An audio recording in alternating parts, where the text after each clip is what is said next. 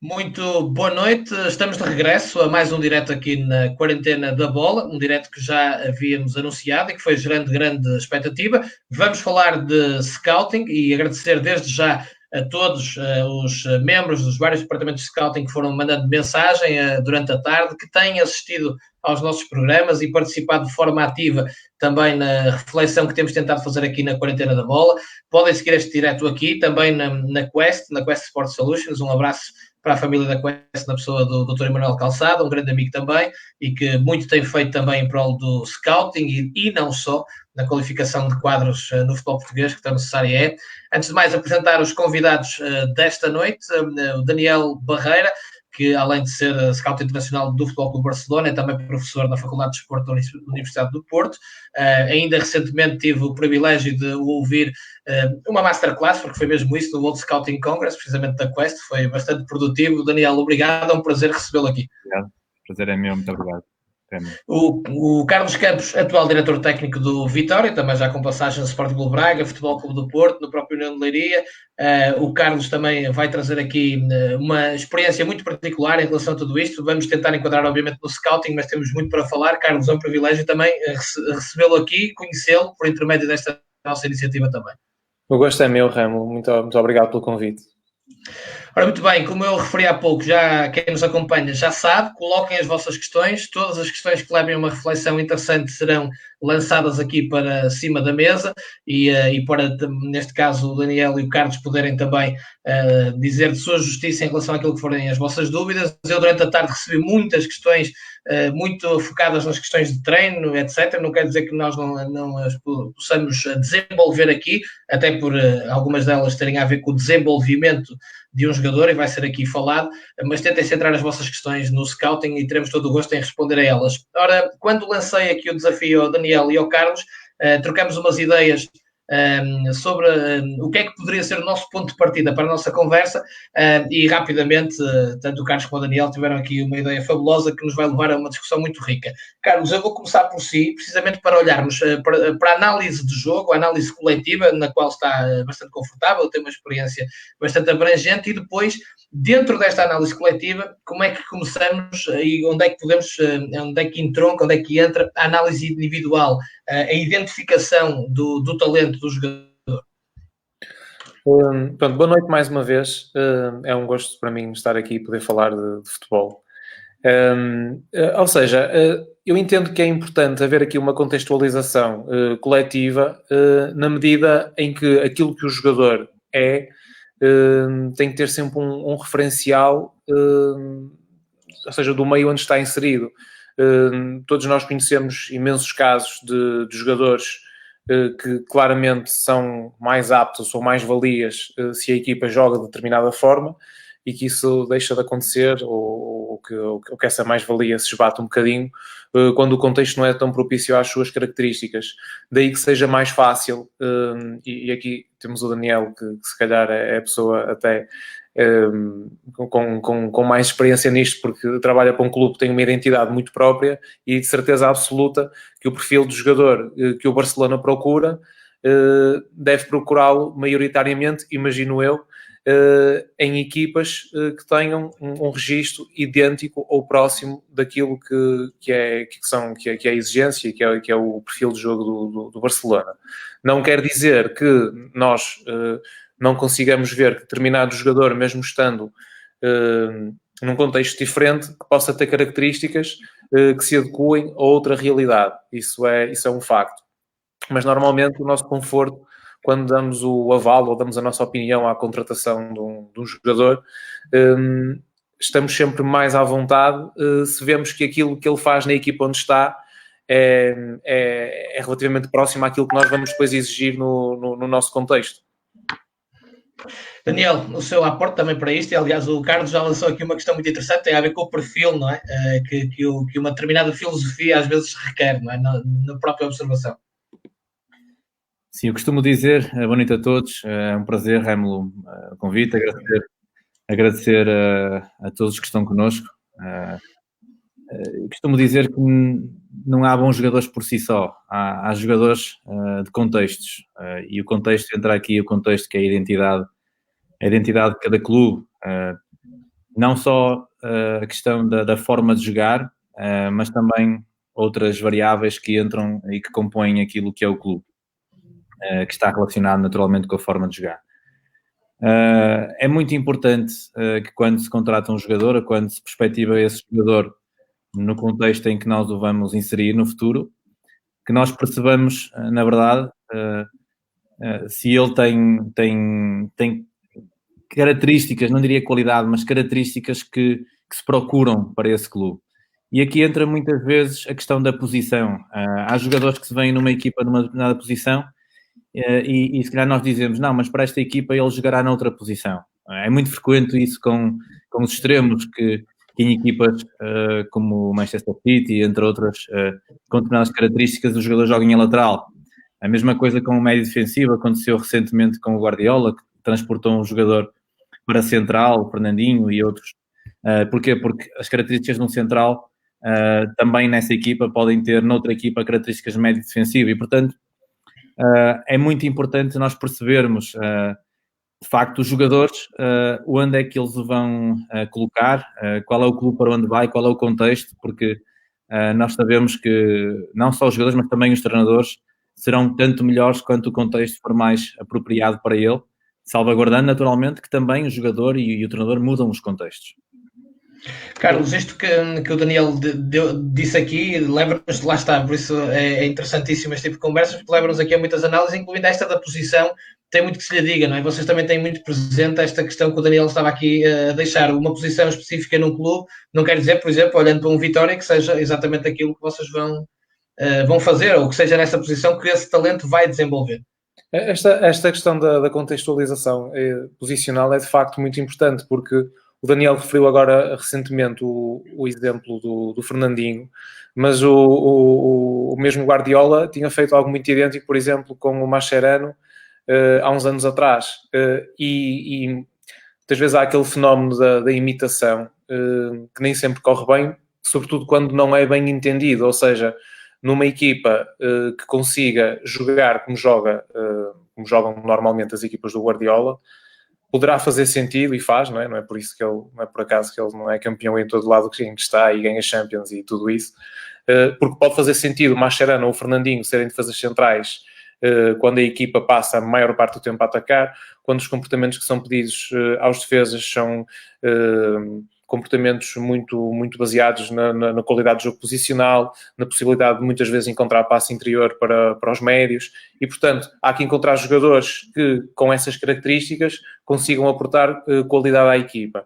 Obviamente que num contexto diferente, em que o tipo de ações predominantes que se peça àquele jogador seja ganhar duelos pelo ar, ou seja ter ações defensivas com pouca profundidade nas costas, etc., poderá fazer menos sentido esse tipo de adaptação, digamos assim, e daí que nem sempre as coisas, quando se tenta fazer fora daquele contexto, ou porque se viu o Guardiola a fazer, ou porque é uma coisa que às vezes está um bocadinho mais na moda, nem sempre resulta bem, precisamente por essa...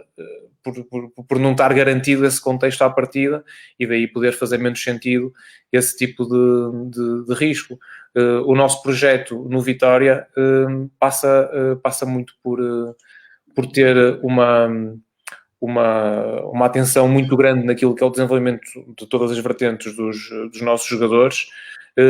Não podemos dizer nesta altura que existe um perfil posicional muito definido, porque temos que ter aqui alguma flexibilidade, porque um jogador pode ser muito, ou seja, eu posso ter dois laterais com características completamente diferentes e ambos serem muito bons. Depois cabe também ao treinador ou aos treinadores conseguirem enquadrar aquilo na matriz coletiva. Se tem, por exemplo, um lateral que é mais de corredor e tem outro lateral que é mais de espaço interior, se calhar tem que combinar esse lateral de corredor com um ala que seja mais de espaço interior e se calhar no lado contrário, o lateral que é mais de jogo interior tem que ser combinado possivelmente com um ala que seja mais um ala de linha final. E, portanto, quando o jogador tem qualidade, normalmente tem lugar, é preciso encontrar depois a organização certa para que as coisas surtam efeito. E depois há clubes que têm uma também pelo poderio que têm e pela possibilidade que têm de fazer as coisas quase 100% de acordo com aquilo que são os objetivos que têm essa possibilidade de construir contextos mais próximos da perfeição. A maioria esmagadora dos clubes pode e deve ter uma ideia, no entanto tem que ter aqui mais graus de liberdade para conseguir chegar ao talento, sendo que o talento manifesta-se de formas muito, muito diferentes e pode ter enquadramentos muito, muito diferentes, como este exemplo que eu dei dos laterais, ou termos um ponta de lança que é, por exemplo, muito forte no jogo aéreo, mas tem depois debilidades a outro nível. Se calhar num clube como o Barcelona é impensável um jogador destes.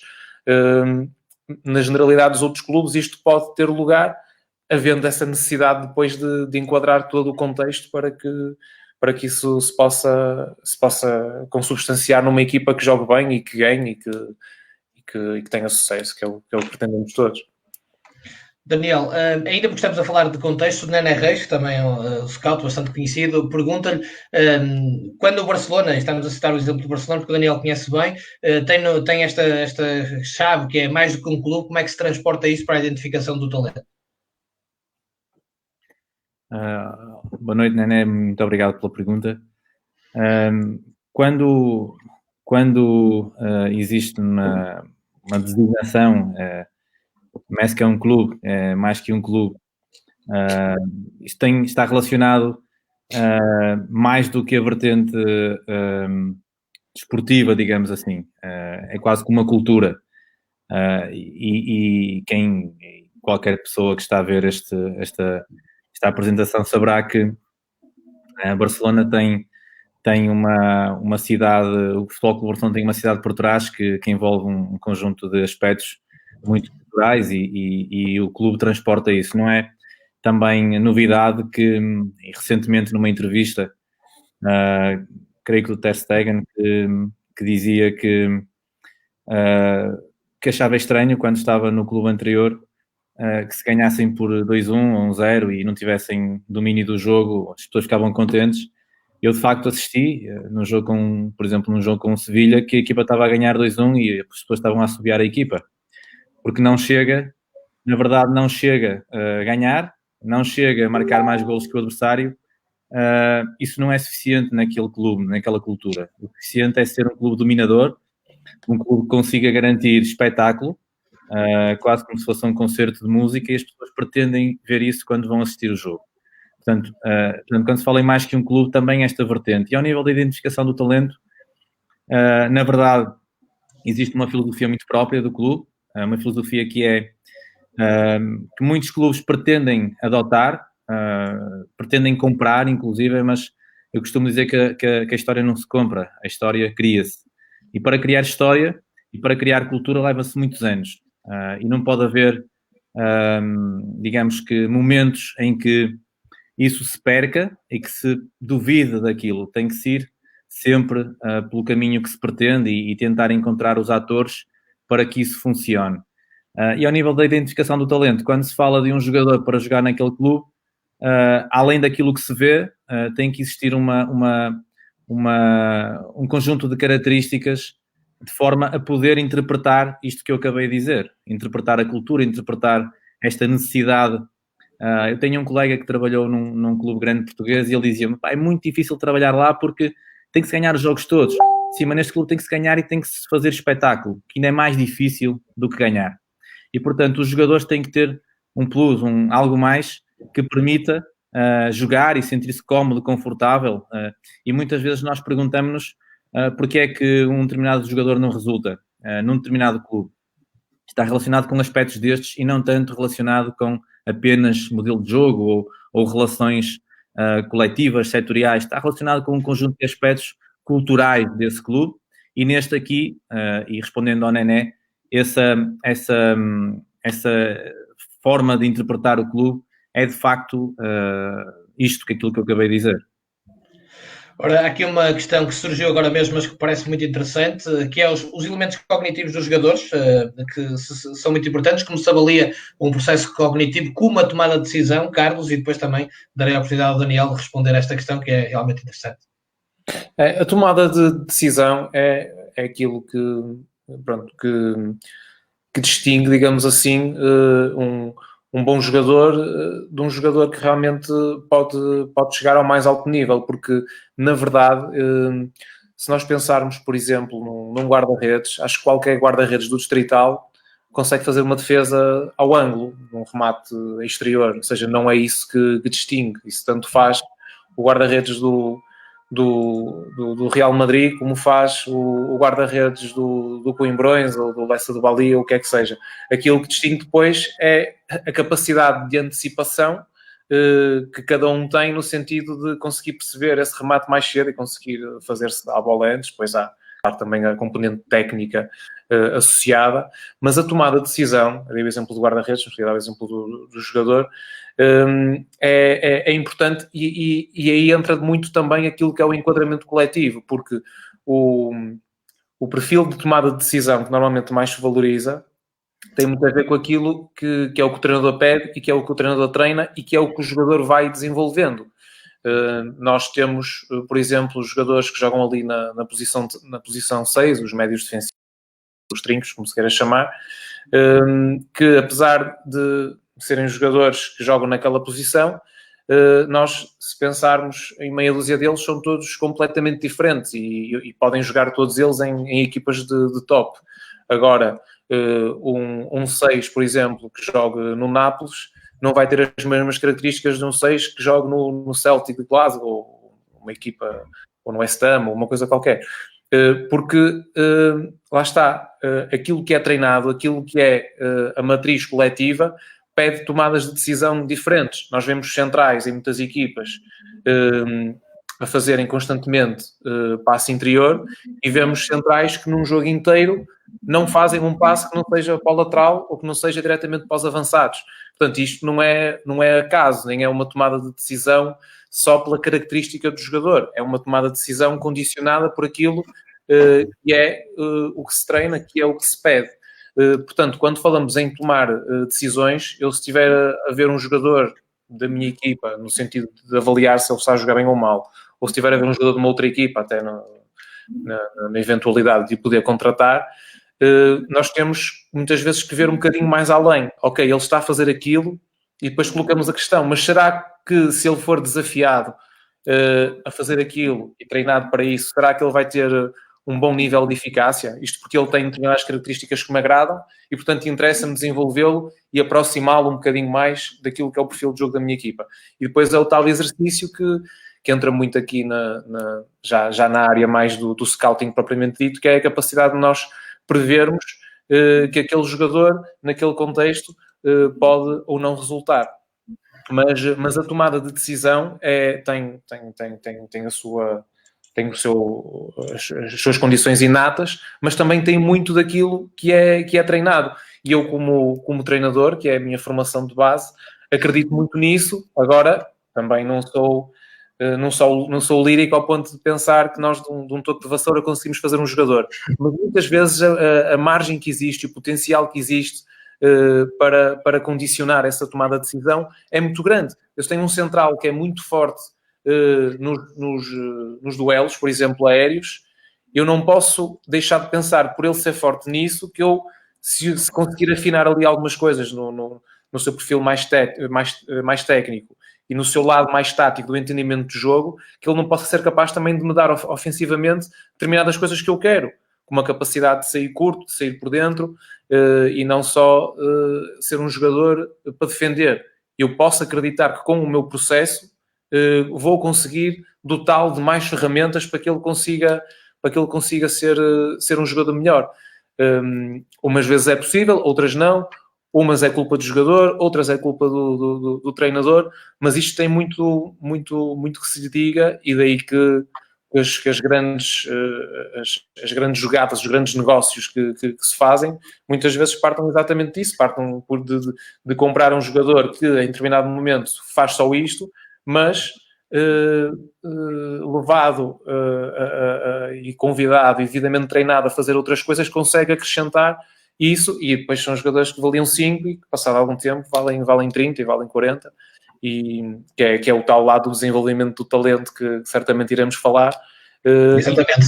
Da tomada de decisão, sendo que a tomada de decisão, na minha opinião, nunca pode ser vista como este jogador toma este tipo de decisões. Toma, mas treinado de outra forma pode, eventualmente, tem uma margem, tem um potencial de melhoria muito grande, acredito eu.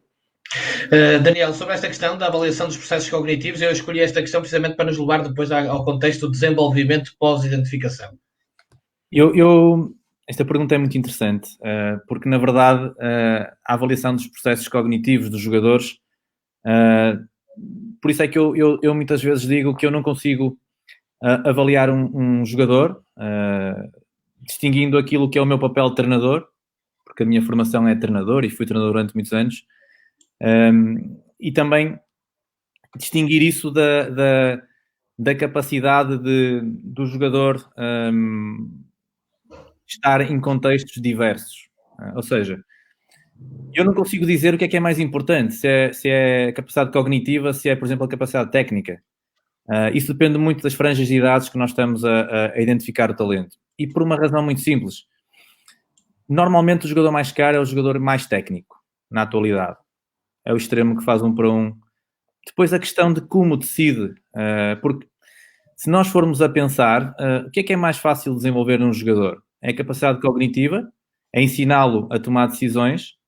Ou é ele aos 18 anos conseguir fazer 1 contra 1, mudando de velocidade, percebendo por onde é que tem que ir? Porque a técnica e os aspectos cognitivos não podem ser separados, não são dissociáveis, são indissociáveis, porque uma coisa tem a ver com a outra. E, portanto, eu não consigo dizer que os aspectos cognitivos é o que faz um jogador ser melhor jogador. Eu não consigo dizer isso, porque é frequente nós vemos os jogadores que entendem o jogo perfeitamente, mas depois, tecnicamente, não conseguem acompanhar essa incompreensão do jogo. E, portanto, aqui entra aquilo que o Carlos diz, e eu corroboro totalmente, como é que se desenvolve, quer outro aspecto. Agora, eu costumo dizer muito isto. Eu tenho um jogador que taticamente não consegue ver o outro lado do campo. Raramente faz um passo a variar o corredor de jogo. Independentemente do tempo e da forma de ver em termos de velocidade e execução. E eu costumo dizer, mas ele não vê o outro lado do campo, porquê? Porque tecnicamente ele sente que não consegue fazer esse comportamento motor, ou porque taticamente não é capaz de o ver? Ou será que se calhar ele não tem uma relação uma coisa com a outra? Será que ele, se tecnicamente for estimulado a fazer esse comportamento, taticamente verá o outro lado do campo com mais facilidade porque sentir-se-á cómodo para o ver e fará isso com muita mais facilidade? E, portanto, nós não podemos dissociar o técnico do cognitivo. As coisas estão ligadas umas às outras.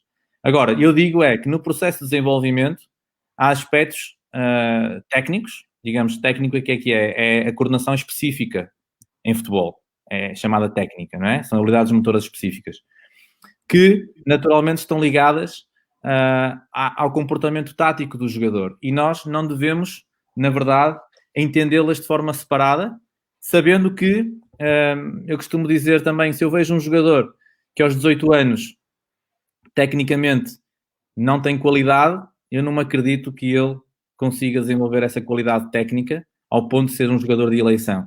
E eu, ao contrário, se é um jogador que cognitivamente não apresenta processos muito desenvolvidos, mas que tecnicamente é fabuloso, eu consigo fazer com que ele entenda o jogo de uma forma a chegar a um nível alto de rendimento. Portanto, há aqui uma questão que tem a ver com franjas de idades, com estímulos que têm de ser dados em cada etapa de desenvolvimento do jogador. E é por isso que eu, e na minha percepção daquilo que tem vindo a ser feito em Portugal, é um trabalho extremamente positivo por parte de treinadores e estruturas, inclusive da Federação Portuguesa de Futebol, que tem trabalhado de uma forma espetacular neste desenvolvimento dos jogadores. No entanto, eu acho que do ponto de vista de alguns comportamentos técnicos, deve haver um entendimento daquilo que se faz nos jogadores de alto nível. E eu falo aqui, por exemplo, dos defesas centrais.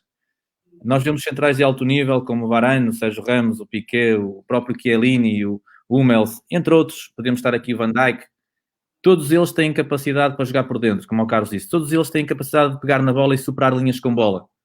E eu vejo frequentemente jogadores que têm a possibilidade de progredir com bola e fazem passo a 2 metros. Isto tem a ver com o desenvolvimento, com os estímulos que são dados no processo de treino, tanto tecnicamente como cognitivamente, como o Carlos também acabou de dizer. E, portanto, para responder à pergunta, eu vejo que a avaliação do cognitivo deve ser feita de uma forma contextualizada ao coletivo. Nós vemos o jogo através de diferentes escalas, desde a escala coletiva à escala mais pequena, que é a escala individual. Eu não consigo avaliar se um jogador toma bem decisões ou más decisões se eu não entender o jogo na sua globalidade.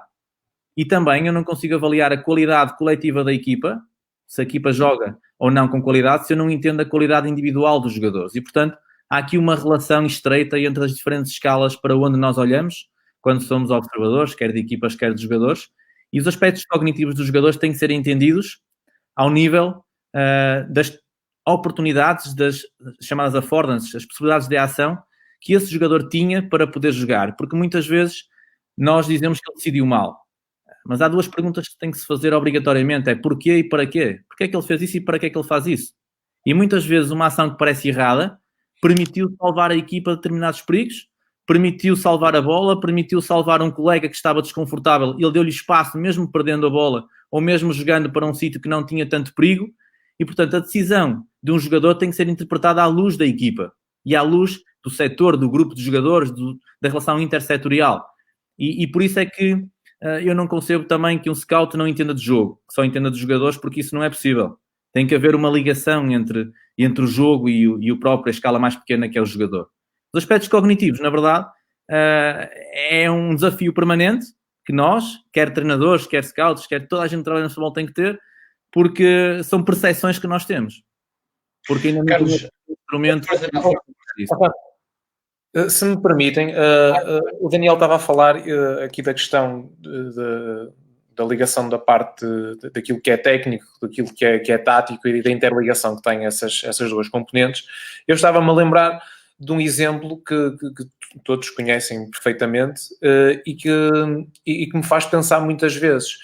Nós, quando pensamos naquilo que são as ações técnicas, por exemplo, de um jogador como o Messi, da forma como ele normalmente ultrapassa os adversários, é evidente que ele é capaz de fazer coisas assombrosas que aos olhos de toda a gente não são possíveis, como recepções incríveis, mas nós associamos, se calhar, mais aquelas fintas como a vírgula, ou o elástico, ou fazer uns cabritos, ou não sei o quê, associamos mais, se calhar, ao Ronaldinho, ao Neymar, pronto, esse tipo de jogadores. Eu, quando imagino o Messi, eu imagino o Messi a ultrapassar jogadores de uma forma que parece quase teatral. Ele finge que vai para a direita e vai para a esquerda, depois continua para a esquerda, para e vai para a direita, e eles vão caindo. Ou seja, aquilo que ele está a fazer, do ponto de vista técnico, não parece extraordinário. Qualquer jogador é capaz de conduzir, qualquer jogador de bom nível, é capaz de conduzir a bola com a bola perto do pé e ir zigue-zagueando para a esquerda e para a direita. Agora, a questão aqui, e que tem a ver com a tal tomada de decisão, quando é que ele decide parar, quando é que ele decide travar, quando é que ele decide mudar de direção, quando é que ele decide adiantar a bola, tem a ver com essas tomadas de decisão, com essas tomadas de decisão permanentes que ele vai tendo quando está a conduzir a bola, em que ele identifica qualquer coisa que nós não conseguimos identificar. Ele identifica o preciso momento em que o defesa se desequilibra para um lado, em que pousa o pé e ele vai para o outro lado, mas do ponto de vista daquilo que é, digamos assim, a espetacularidade técnica daquelas ações mais vistosas de fazer as bicicletas, dos elásticos, dos cabritos e não sei o quê, ele, a maior parte das vezes, a maioria esmagadora, não faz isso, ou seja, ele ultrapassa, e isso tem a ver com a tal tomada de decisão, com as permanentes tomadas de decisão que ele vai tomando, em função de coisas que só ele é que vê e que mais ninguém vê.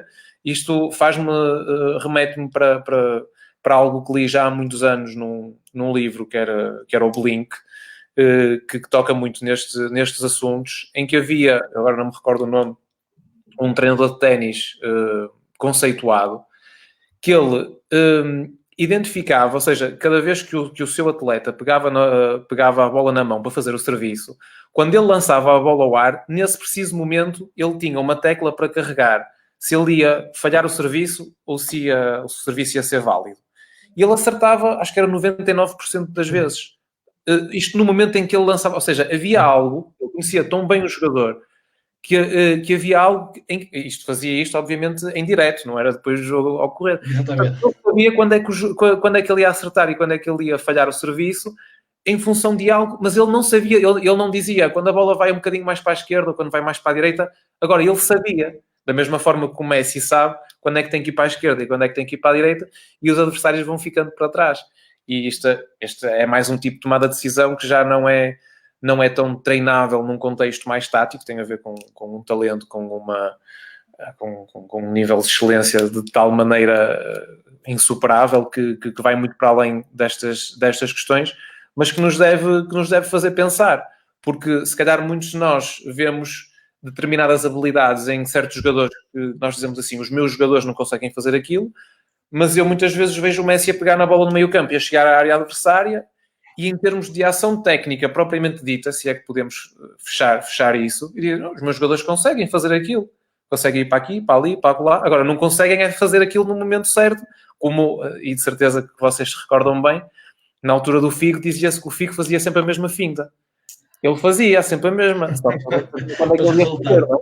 Portanto, ele não avisava antes, eu vou fazer agora, não é? Portanto, tem a ver com muito com estas coisas, que muitas delas são talento inato, que depois nós temos que dar condições para que ocorram. O Messi, por exemplo, para ter espaço para fazer aquelas coisas, muitas vezes os jogadores sabem, os colegas sabem, que quando ele tem a bola, se calhar convém afastarem-se um bocadinho para ele poder ir. Se calhar, se for outro, tem que se aproximar para dar linhas de passe. Se for um jogador que seja, por exemplo, muito rápido, convém que haja aclarar espaço nas costas. Se for um jogador mais de apoio, será diferente.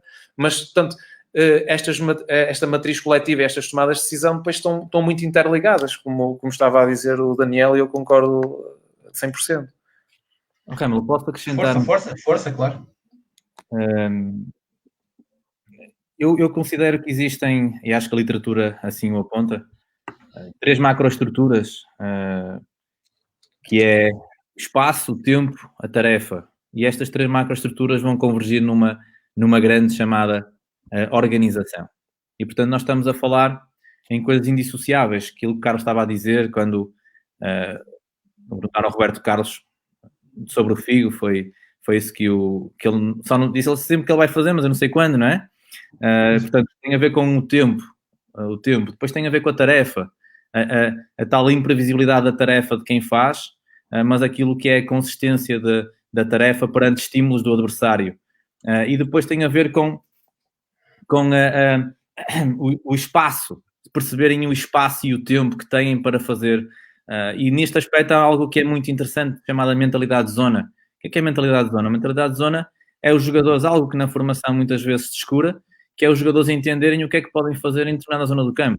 É compreenderem onde estão e compreenderem o que é possível fazer nesse espaço em que está. E depois estas questões que foram ditas aqui têm a ver com os jogadores já terem isso num estado subcortical. Eles já transportam isso com eles e já nem dão conta que fazem. E é muitas vezes isto que acontece em conversas que eu tive com colegas de Espanha, em que são treinadores e foram jogadores de alto nível, altíssimo nível, e uma das grandes dificuldades que eles tinham quando começaram a trabalhar enquanto treinadores estava relacionado com isto. Eles já tinham tão dentro deles o que faziam e era tão fácil para eles que depois tinham alguma dificuldade em desconstruir essa ideia para explicar aos jogadores, para transformar isso no processo de treino. Não quer dizer que isso não é positivo, obviamente que é positivo, mas tem a ver com esta característica. Já está num estado tão enraizado que eles fazem e guardam tempo para outras coisas, para outras preocupações. Aquele jogador amador, de baixo nível, ele tem que pensar em muitas coisas ao mesmo tempo e depois, naturalmente, que a decisão deles vai estar de uma forma mais complicada, vai estar mais complicada porque vai estar com muitas coisas ao mesmo tempo na cabeça. Enquanto que os jogadores de alto nível, isto está estudado cientificamente, guardam a tomada de decisão vai ser para outros aspectos, porque há alguns que os de baixo nível estão preocupados, eles já não têm que se preocupar com isso. Se perguntarem ao Cristiano como é que ele remata a baliza, ele já não sabe como é que remata a baliza, ele remata, nem sabe porque é que faz. Ele está preocupado com outros aspectos. E é o que acontece quando o Carlos disse do Messi. O Messi já não sabe porque é que faz aquilo, ele faz. Agora, há muitos jogadores de Coimbrões, como o Carlos disse, e de outros clubes de baixo nível. Coimbrões é um clube médio nível, mas há clubes de distrital que têm jogadores que fazem o que o Messi fazem, só não fazem à velocidade que ele faz. Porque hoje em dia nós sabemos que a velocidade mental de deslocamento e de movimentos, eu costumo dizer que são estes 3 tipos de velocidades que nós não dá para distinguir também, mas eu acredito que a velocidade de deslocamento é muito importante, a velocidade mental é muito importante, a tal questão de decidir rápido, e a questão da velocidade de movimentos também é fundamental de se ter. E o que acontece é que juntar estes 3 tipos de velocidades ao mesmo tempo que se decide, não é? E que se executa e que se consegue organizar o nosso corpo para que possamos fazer algo, é de facto necessária uma coordenação enorme e nem todos os jogadores o fazem. E, portanto, dentro das macroestruturas tempo, tarefa e espaço, vai gerar aquilo que nós chamamos de organização, quer num aspecto coletivo, quando se fala em organização, fala-se em aspecto apenas coletivo, de equipa. Não, organização individual. O jogador estar organizado para poder comportar-se com sucesso. E é por isso que eu não digo que é o talento individual. Há talentos individuais e talentos coletivos. Uma equipa é um talento coletivo. E depois há o talento individual, que vai, não, obviamente, se a matriz da equipa o conseguir suportar e ele conseguir aportar à equipa esse talento, vai ser um talento coletivo. Também se vê talento nas equipas. E, portanto, aquilo que eu gostaria de acrescentar a este ponto tem a ver com isto, tem a ver com estas questões de ser indissociável e, na verdade, dos jogadores terem que olhar, temos que ver a questão do tempo, do espaço e da tarefa, porque a tarefa é muito importante, ok? Para mim é muito importante, só com estas 3 macroestruturas é que vamos ter a convergência na organização, quer individual, quer setorial, quer grupal, quer coletiva.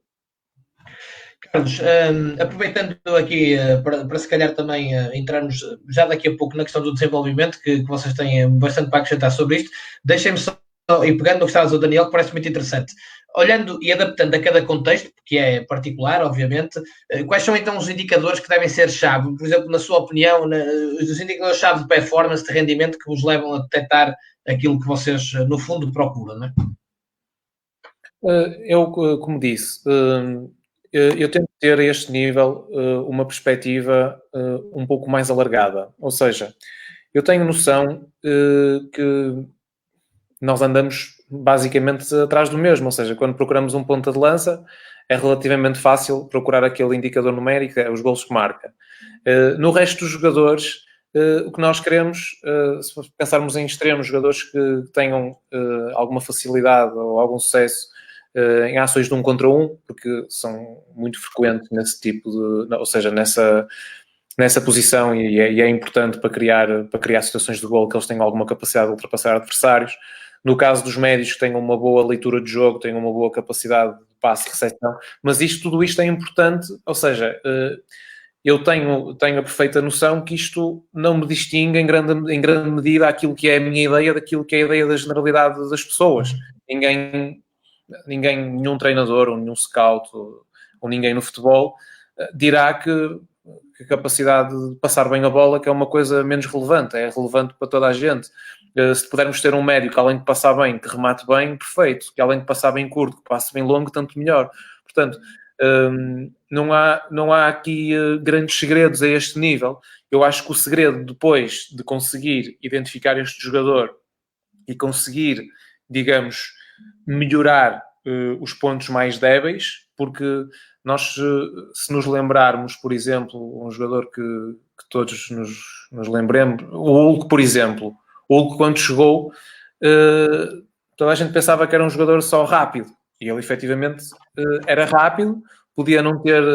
era rápido e estava bem, mas depois conseguiu desenvolver muitas outras qualidades que o tornaram um jogador de topo mundial, titular de seleção do Brasil, coisa que seria impensável quando nós o conhecemos, mas pelo menos quando ele chegou cá a Portugal.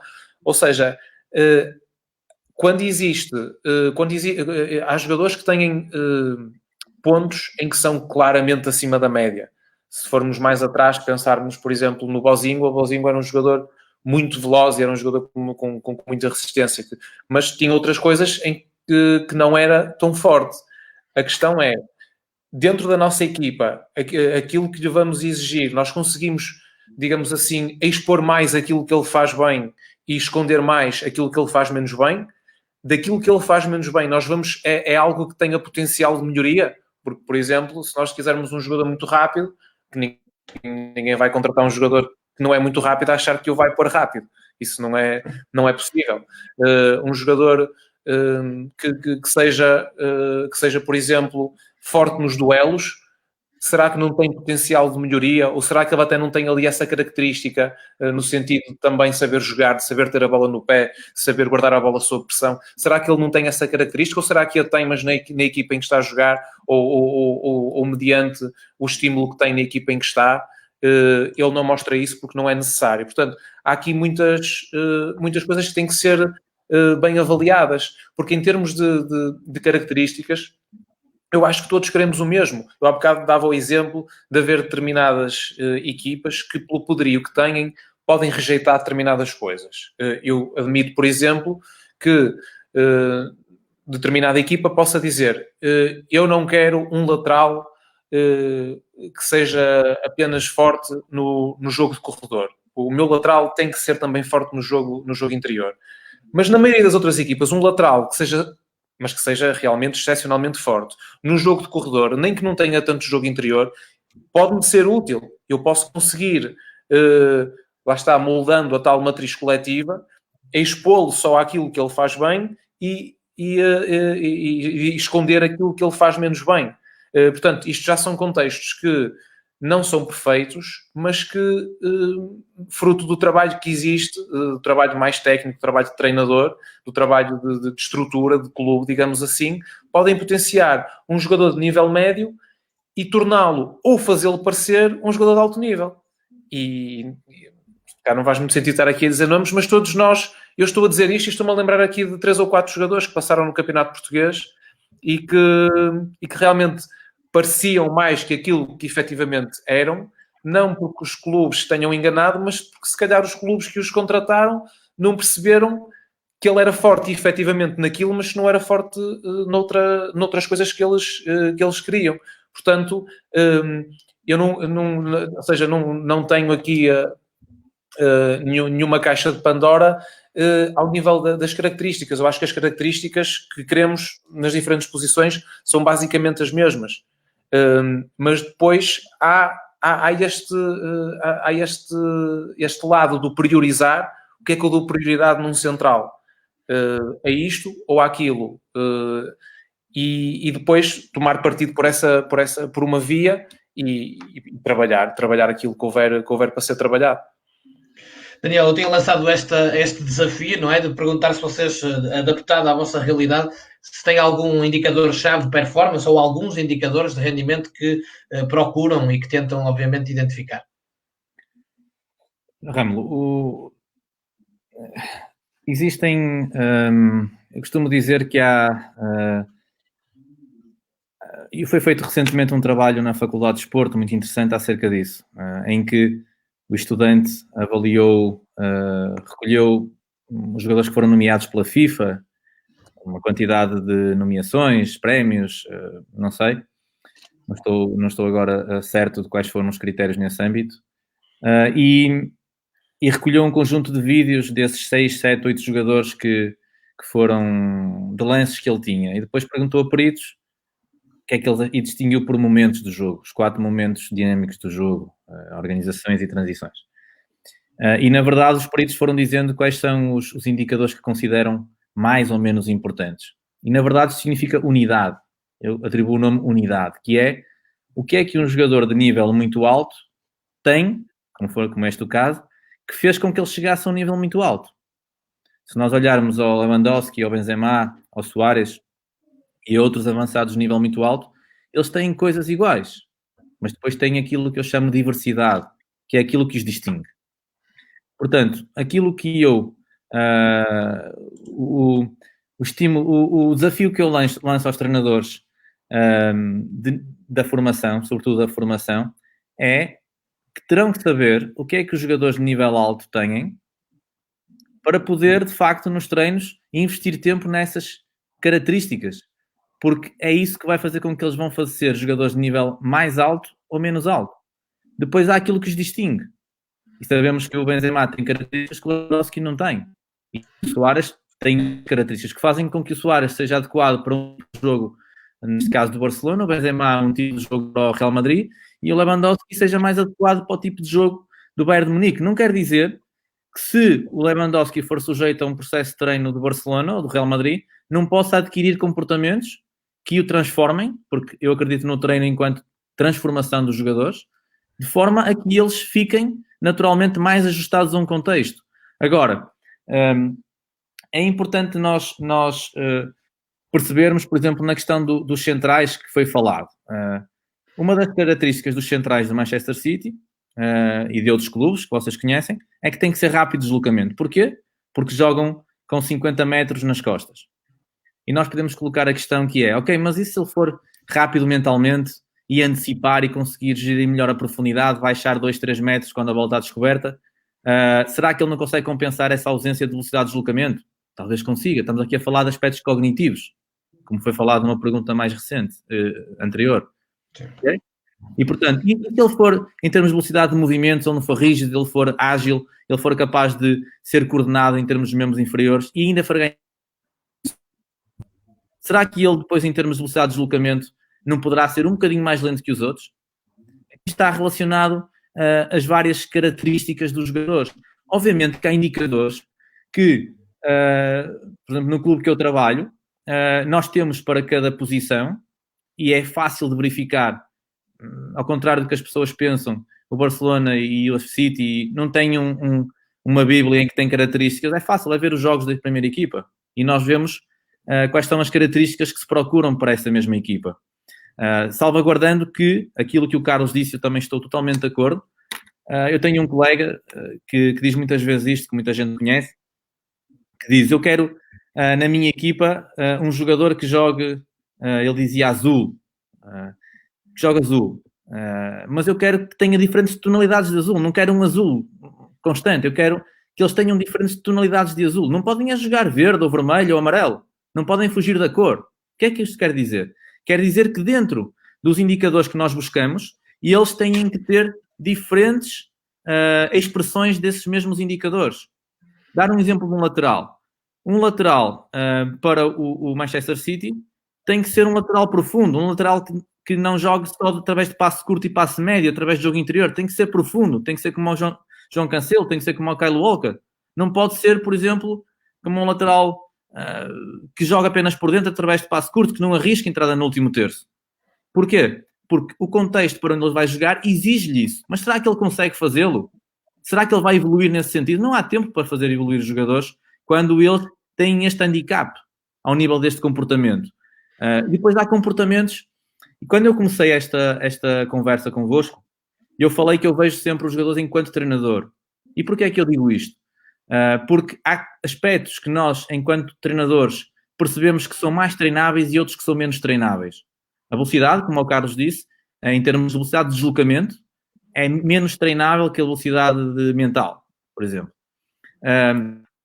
Guarda-redes, eu tenho dúvidas se um guarda-redes, por exemplo, dois grandes guarda-redes que nós temos, Oblak e Ter Stegen. O Oblak, eu acredito que ele tenha dificuldades a jogar com a equipa distante dele 50 metros. Se calhar é um guarda-redes que se nós dissermos, ok, vamos trabalhar-te para tu jogares adiantado na baliza, para tu jogares menos próximo da tua baliza, para teres um jogo de pés extremamente... vais ser solicitado com os pés frequentemente. Se calhar o Oblak não vai ser tão competente como o Ter Stegen. E aqui entramos naquilo que o Carlos disse. Vamos estar a desproteger o guarda-redes naquilo que ele é menos confortável. E são dois grandes guarda-redes, dois dos melhores do mundo que nós temos. Outro aspecto, nós recordam-se também facilmente do Casemiro quando jogava no Porto, em que as pessoas diziam que só destruía, que jogava só curto. E agora onde é que ele aparece no Real Madrid? Aparece a marcar gols, aparece no último terço, aparece quase a pressionar junto da área adversária. Isto treina-se, isto é facilmente treinado, tem a ver com aspectos cognitivos. Agora, aquilo que o Carlos disse também, ao nível dos duelos, ele continua a ser fortíssimo nos duelos. E é um aspecto que eu considero também difícil de treinar, que um jogador que não é fortíssimo nos duelos, que vá ser fortíssimo nos duelos. Tem a ver com caráter, com personalidade, tem a ver com a natureza dele. Eu costumo, se me permites interromper, eu costumo dizer que é mais fácil ensinar bombo a alguém que toque violino do que ensinar violino a alguém que toque bombo. Claro, e... Eu, por exemplo, não toco nem bombo nem violino, mas se me mandarem aprender alguma coisa, eu se calhar vou optar pelo bombo, porque acho que aprendo mais rápido, não é? Ou seja, mas tudo é importante. Ou seja, quando a gente está a ouvir a música, nós ouvimos tudo e aquilo tudo faz sentido. Mas, efetivamente, há coisas que que são mais difíceis e que são, digamos assim, a marca distintiva de qualidade do jogador, do rendimento esportivo que tem, depois do potencial de rentabilização financeira que ele pode ter. Mas há questões como, por exemplo, aquilo que se diz o faro de golo, não é? Isto é extremamente difícil de treinar. Um jogador que não interpreta, é um momento de muito stress, é um momento de pouco tempo, de pouco espaço, é um momento em que há uma decisão a tomar sem espaço nenhum e que dá um golo ou que retira a oportunidade de golo. É muito difícil de treinar. É obviamente ajustável, consegue-se treinar, consegue-se desenvolver. Um guarda-redes que tenha dificuldades ao nível da saída em bola aérea, em se meter no meio dos defesas e de ganhar a bola e segurá-la, é muito difícil de treinar também. Eu não sou nem sequer especialista em guarda-redes, é uma tarefa que eu considero fundamental e não é por acaso que não se consegue começar um jogo sem guarda-redes. E que o trabalho de guarda-redes também tem vindo a ser feito de forma espetacular, pelo menos no contexto nacional, pelos treinadores de guarda-redes, e também é algo que, na minha opinião, a minha percepção, é que é muito difícil de desenvolver num jogador quando ele, na sua natureza, não tem. Agora, há aspectos que nós, enquanto observadores, teremos que, obviamente, avaliar, e, na verdade, que há um conjunto de indicadores que são transversais, que podíamos dizer, na minha perspectiva, um central, para ser de alto nível, tem que saber jogar por dentro, tem que ser forte no jogo aéreo, não apenas no duelo aéreo, mas a ganhar a posição, porque muitas vezes vê-se o jogador, ok, mas ele é forte a disputar a bola por cima e ganha. Não. E como é que ele faz antes de disputar a bola por cima? Porque é que o Mascherano ganhava bolas aéreas? Não é porque era alto, não era porque ele é forte lá em cima, era porque antecipava, dava um passo à frente, impedia que o adversário saltasse e ganhava a posição. Porque é que o Messi não perde a bola? Porque abre o corpo, dilata o seu espaço, porque consegue proteger o seu raio de ação. E isso ensina-se na formação. Os jogadores conduzir a bola, a forma como eles abrem o seu espaço, a forma como não conseguem, como não deixam o adversário entrar no espaço deles, é quase como um forte que eles estão dentro de uma jaula e ninguém entra na jaula, ninguém lhe consegue roubar a bola.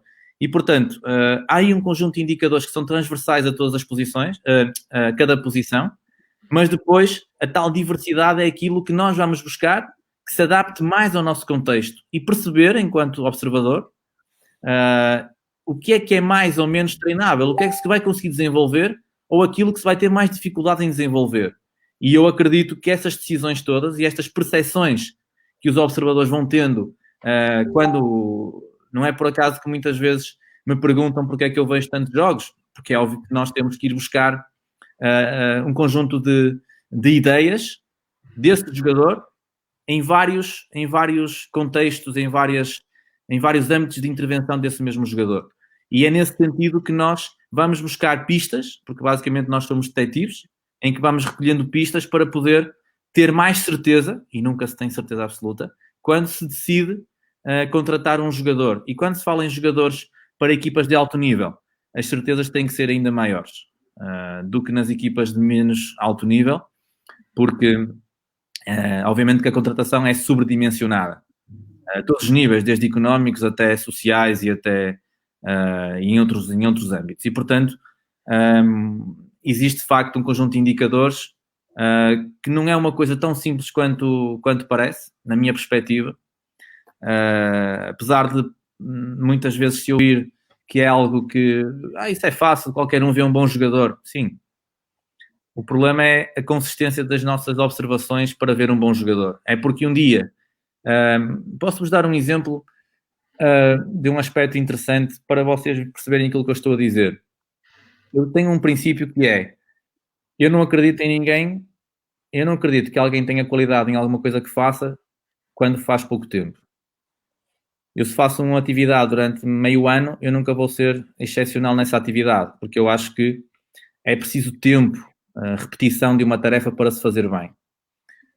E, portanto, acredito também que havia e isto vem a expressar-se num relato de um senhor que deu o nome à Academia do Barça, Oriol Torte. Ele dizia assim, eu quando vou ver um jogador e ele me deixa boas sensações, é um indicador que ele tem qualidade.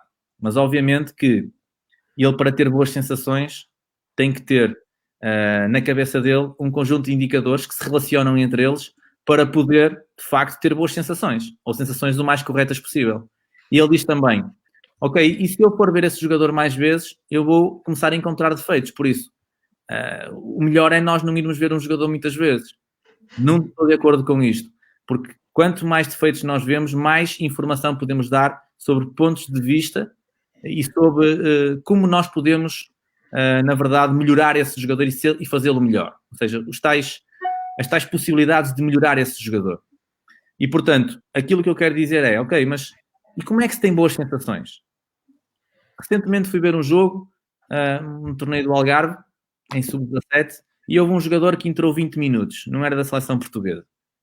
E esse jogador não fez nada. Não fez absolutamente nada. Tocou na bola 2, 3 vezes. Deixou-me boas sensações. Eu tenho o nome dele guardado. E apesar de ele ter jogado 20 minutos, vai ser um jogador de alto nível. Se me perguntarem assim, mas o que é que ele fez? Isso não fez nada, ele. Mas a forma como ele se mexia, a forma como ele buscava o espaço, a forma como ele tocou 2, 3 vezes na bola, 4, a forma como ele, quando tocou, conseguiu sair da marcação, a forma como ele interpretou quando tinha que estar em campo aberto, campo grande, a forma como ele... Portanto, ele não fez nada de forma direta com a bola, mas o que ele fez na envolvência da bola fez-me ter boas sensações em relação àquele jogador. A forma como ele levantava a cabeça e observava o jogo, a forma como ele rodava a cabeça, a forma como ele protegia a bola, protegia o espaço dele, a forma como ele geria as distâncias para os colegas, para os companheiros. Todos estes indicadores são importantes para ter boas sensações. E por isso é que nós não podemos dizer, ok, mas este indicador é mais importante que aquele. Não. É a inter-relação dos aspectos que nós vamos vendo na bola e fora da bola. E é por isso que também nesta época de quarentena nós não nos pedem, a mim não me pedem, mas acredito que muitos clubes estão a fazer relatórios por vídeo, mas estes aspectos que eu vos disse agora não se consegue ver por vídeo. Ou seja, é importante nós avaliarmos os jogadores da forma como se pode, na medida de haver um filtro inicial, e acredito que nos clubes que tenham menor dimensão económica, fazer um filtro para isso, mas depois estes aspectos terão que ser vistos com o olho do observador e não com o olho do cameraman. Ou seja, tem que ser o scout, o observador, a identificar, através da sua autonomia e liberdade, os graus de liberdade que o Carlos falou, ao nível do scout, para poder olhar para onde quer olhar e para poder filtrar. E muitas vezes perguntam-me, estás a olhar para onde? A bola está ali. Não interessa onde está a bola, interessa-me o que está a acontecer à volta da bola e longe, muitas vezes, da bola. O guarda-redes, como é que gera profundidade? Portanto, há um conjunto de indicadores, Rémulo, que eu acho que nós não podemos dizer que um é mais importante que o outro. E que aquilo que o Carlos disse, eu estou totalmente de acordo também, Carlos, acho que disseste uma coisa muito importante, que é depois o que é que o treinador, quando recebe o jogador, faz. E tem duas opções e ao mesmo tempo, que é ou expõe o jogador a algo que ele não se sente tão confortável e quer que ele aprenda em ação, em jogo, correndo o risco de ele não conseguir ultrapassar estas dificuldades que vai tendo, ou então monta uma matriz da equipa e vai fazer com que ele atue na forma mais confortável que tem e treina de forma aquilo que ele não tem de bom ou de tão bom poder melhorar. São duas opções e pode optar pelas duas alternadamente, por exemplo. Agora, eu acredito que um jogador que joga de forma desconfortável vai ter desafio. Importa é que esse desconforto não seja tão grande ao ponto de o inibir e de não permitir que ele desenvolva as competências que, de facto, ele tem dificuldade a desempenhar no contexto competitivo. Carlos, queria acrescentar qualquer coisa, exatamente. Só aqui uma coisinha, espero não estar aqui a perturbar. Não, claro que não. Mas o Daniel estava a falar ali há bocado da questão dos pontas de lança, do faro do golo, e agora no fim também daquilo que depois o treinador faz quando tem o jogador. E eu estou sempre a ir buscar portanto, exemplos que configurem mais ou menos estas situações. E estava-me aqui a lembrar até de dois jogadores um bocadinho mais antigos e a comparação de dois jogadores mais antigos, que até notei aqui, e um mais recente. Quando se fala, por exemplo, do faro do golo, eu se penso num jogador, por exemplo, como o Inzaghi, o Pippo Inzaghi, que jogou no Milan muitos anos, ou por exemplo, no Jardel, que jogou no Porto e no Sporting, no Galatasaray, etc., esses jogadores são jogadores que tinham, de facto, um faro de golo absolutamente excepcional, mas tinham que estar restritos a jogar numa determinada zona, entre os centrais, e eram fundamentalmente finalizadores. Eu não podia pedir ao Inzaghi para baixar e fazer tabelas, para cair nos corredores e fazer 1 para 1, para fazer diagonais muito longas, para fazer...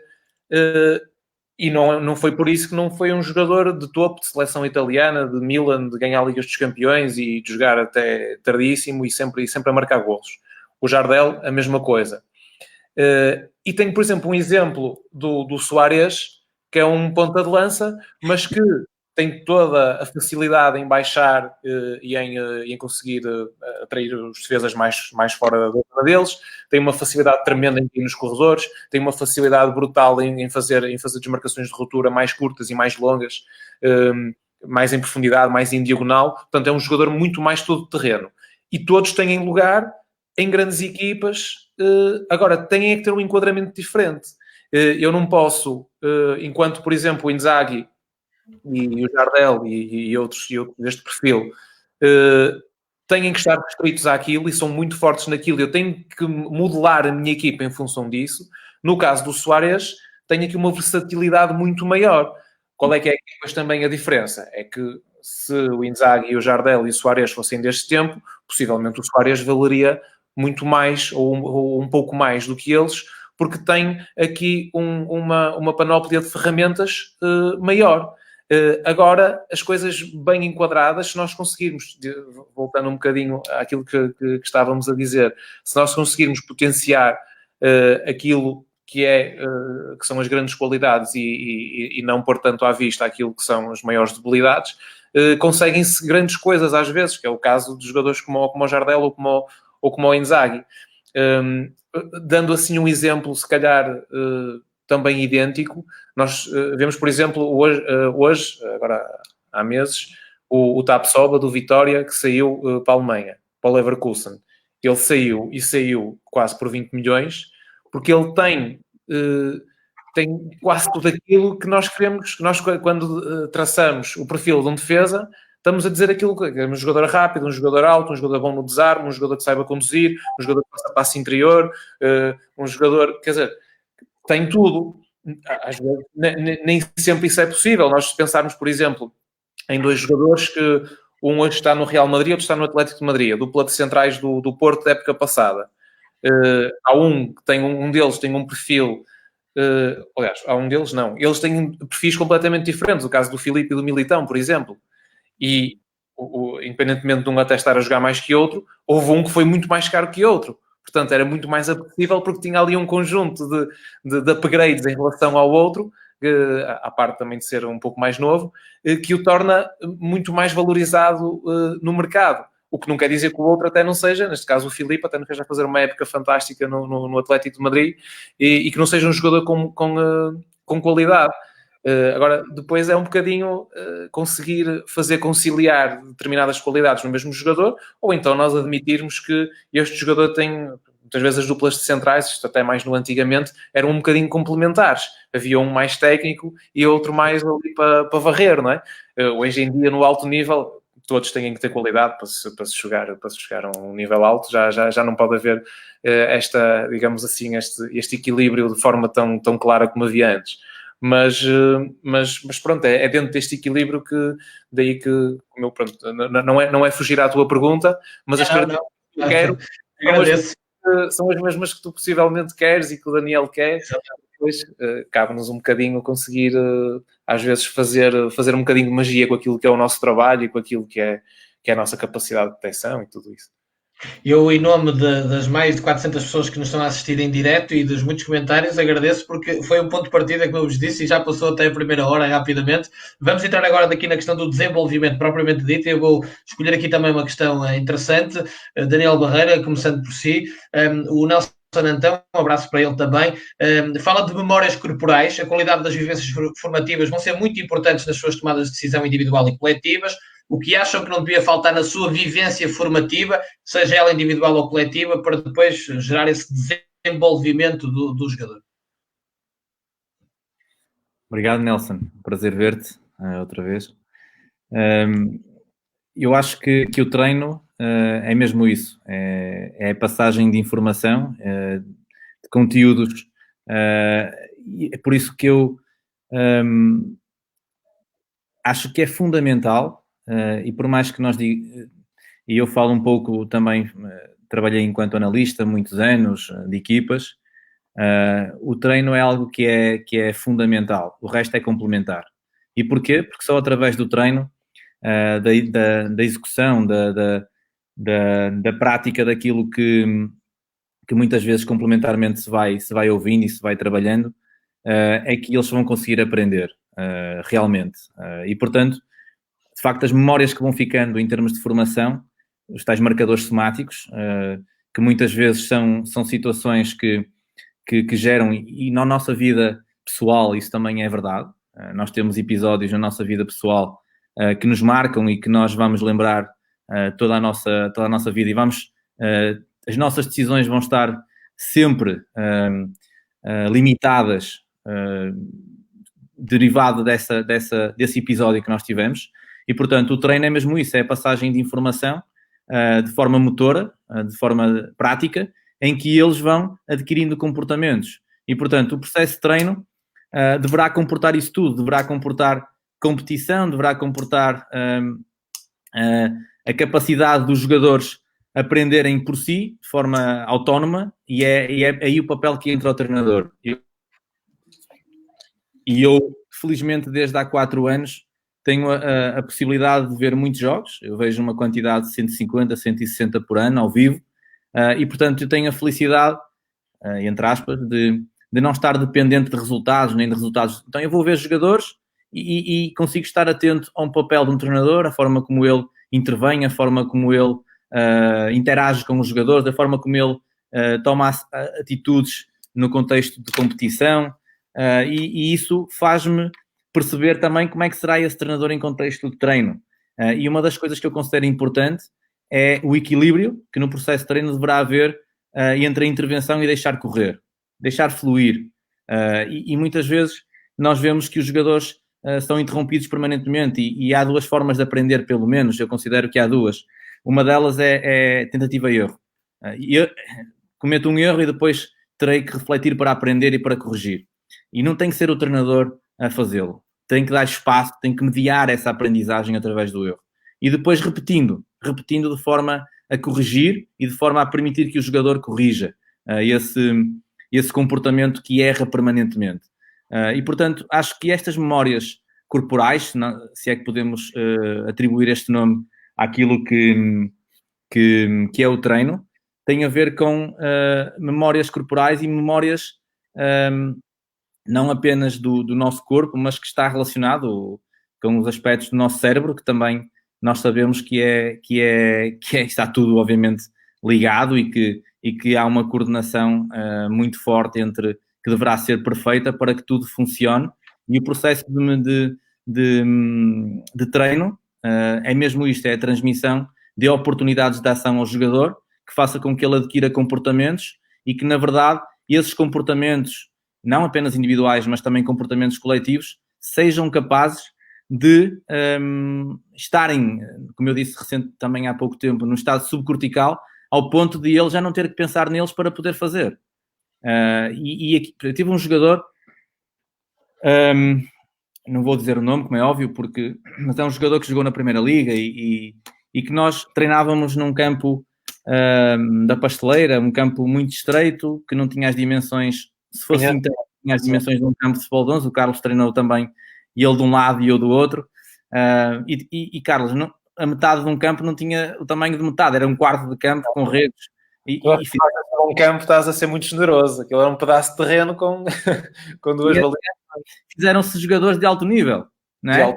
Agora, uma das coisas que eu recentemente, quando eu penso nestas coisas, como eu tinha um professor que dizia que quando ia a conduzir tinha um bloco e apontava, ou quando estava a fazer a barba, eu também não faço a barba, portanto não tenho esse espaço de tempo para pensar.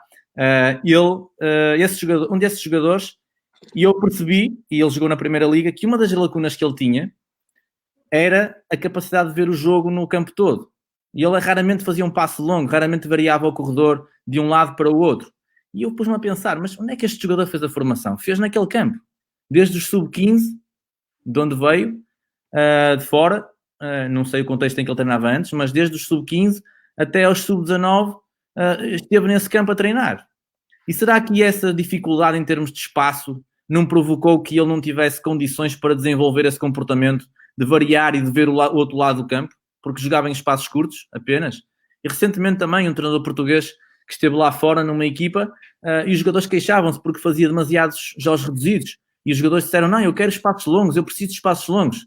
Ou seja, todos estes comportamentos que no processo de treino se transmitem, e este primeiro que eu disse por condições adversas do terreno de jogo, das condições que na altura existiam, e repito, fizeram-se muito bons jogadores nesses contextos, porque a estrutura não faz a qualidade do processo, ajuda, mas não faz. E esse que eu agora falei, devido à forma como se pensa o processo de treino, vai originar que o jogador não desenvolva determinadas competências que são importantes no futebol de alto nível. E, portanto, eu considero que mais importante, muitas vezes, que metodologias, tem a ver com perceber o que é o futebol de alto nível, o que é que pede o futebol de alto nível e como é que devemos treinar esse futebol de alto nível para que eles possam jogar o futebol de alto nível. E é daí que vem a riqueza de diferentes formas de treinar, poderem dar grandes jogadores e grandes equipas que são campeãs, naturalmente. Carlos, perguntando esta questão de que lançou o Nelson Antão, mas também já agora aqui uma questão para entrarmos na fase do desenvolvimento, porque ficaríamos aqui a noite toda, é muito bom sinal, mas temos obviamente o nosso tempo. Entrar na parte do desenvolvimento do jogador e como é que se processa depois a identificação. Há aqui uma pergunta também que diz se é mais importante a identificação ou a formação. E eu quase que me arrisco a dizer que são ambas importantes e que têm que se conciliar, mas obviamente deixar também o Carlos e depois o Daniel falar sobre isto. Sim, pegando então aqui mais pela última pergunta, as duas são importantes. Eu sou um pouco obstinado e muito focado naquilo que é a capacidade que nós, treinadores, e agora portanto, também já tenho alguma experiência aqui mais de coordenação, de direção técnica, de também procurar que os treinadores com quem estou a trabalhar que sintam essa responsabilidade de conseguir desenvolver talento. Só que o próprio termo do desenvolver parte do princípio que existe algo que existe esse talento, que existe essa capacidade para se poder crescer. Portanto, é fundamental que exista algo na base para que depois,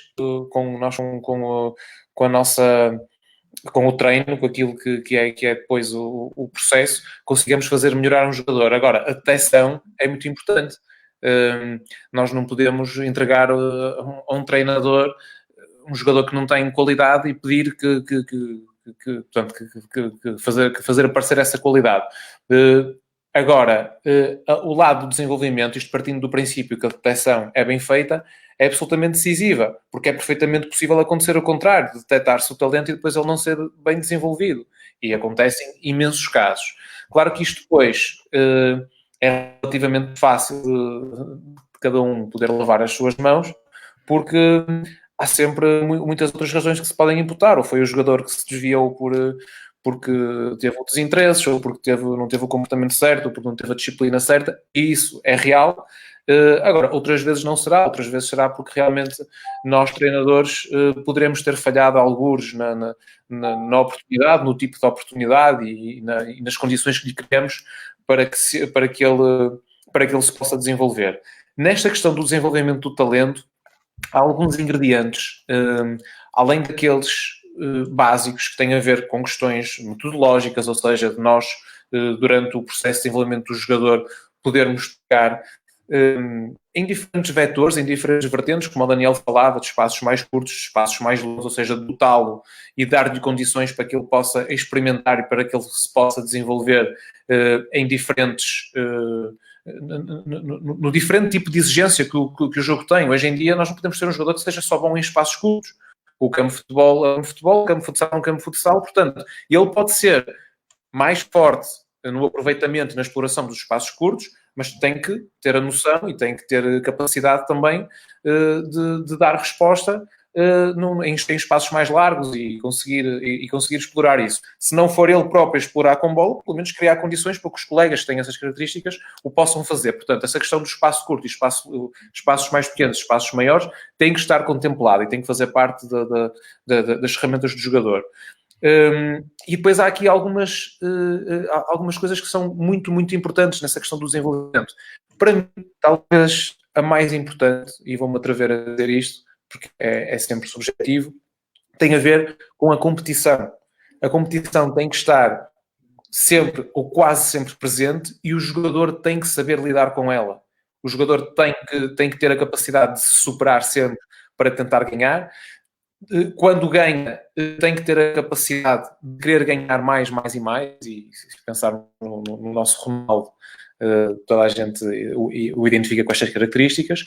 Mas, mais do que isso, tem que ter também a capacidade de, quando não ganha, ter a resiliência para continuar e para conseguir fazer cada vez mais e melhor, e para conseguir superar-se, e para conseguir trabalhar um pouco mais, trabalhar um pouco melhor.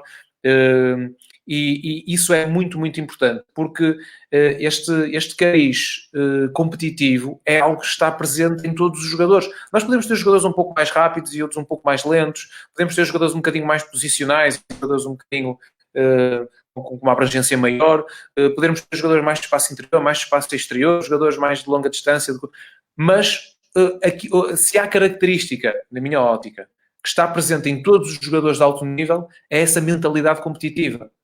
E, portanto, isto é algo que tem que estar sempre presente nos nossos treinos. Ou seja, ao treinar um jogador para desenvolver um jogador de alto nível, a competição tem que ser um ingrediente, eu diria, sempre presente.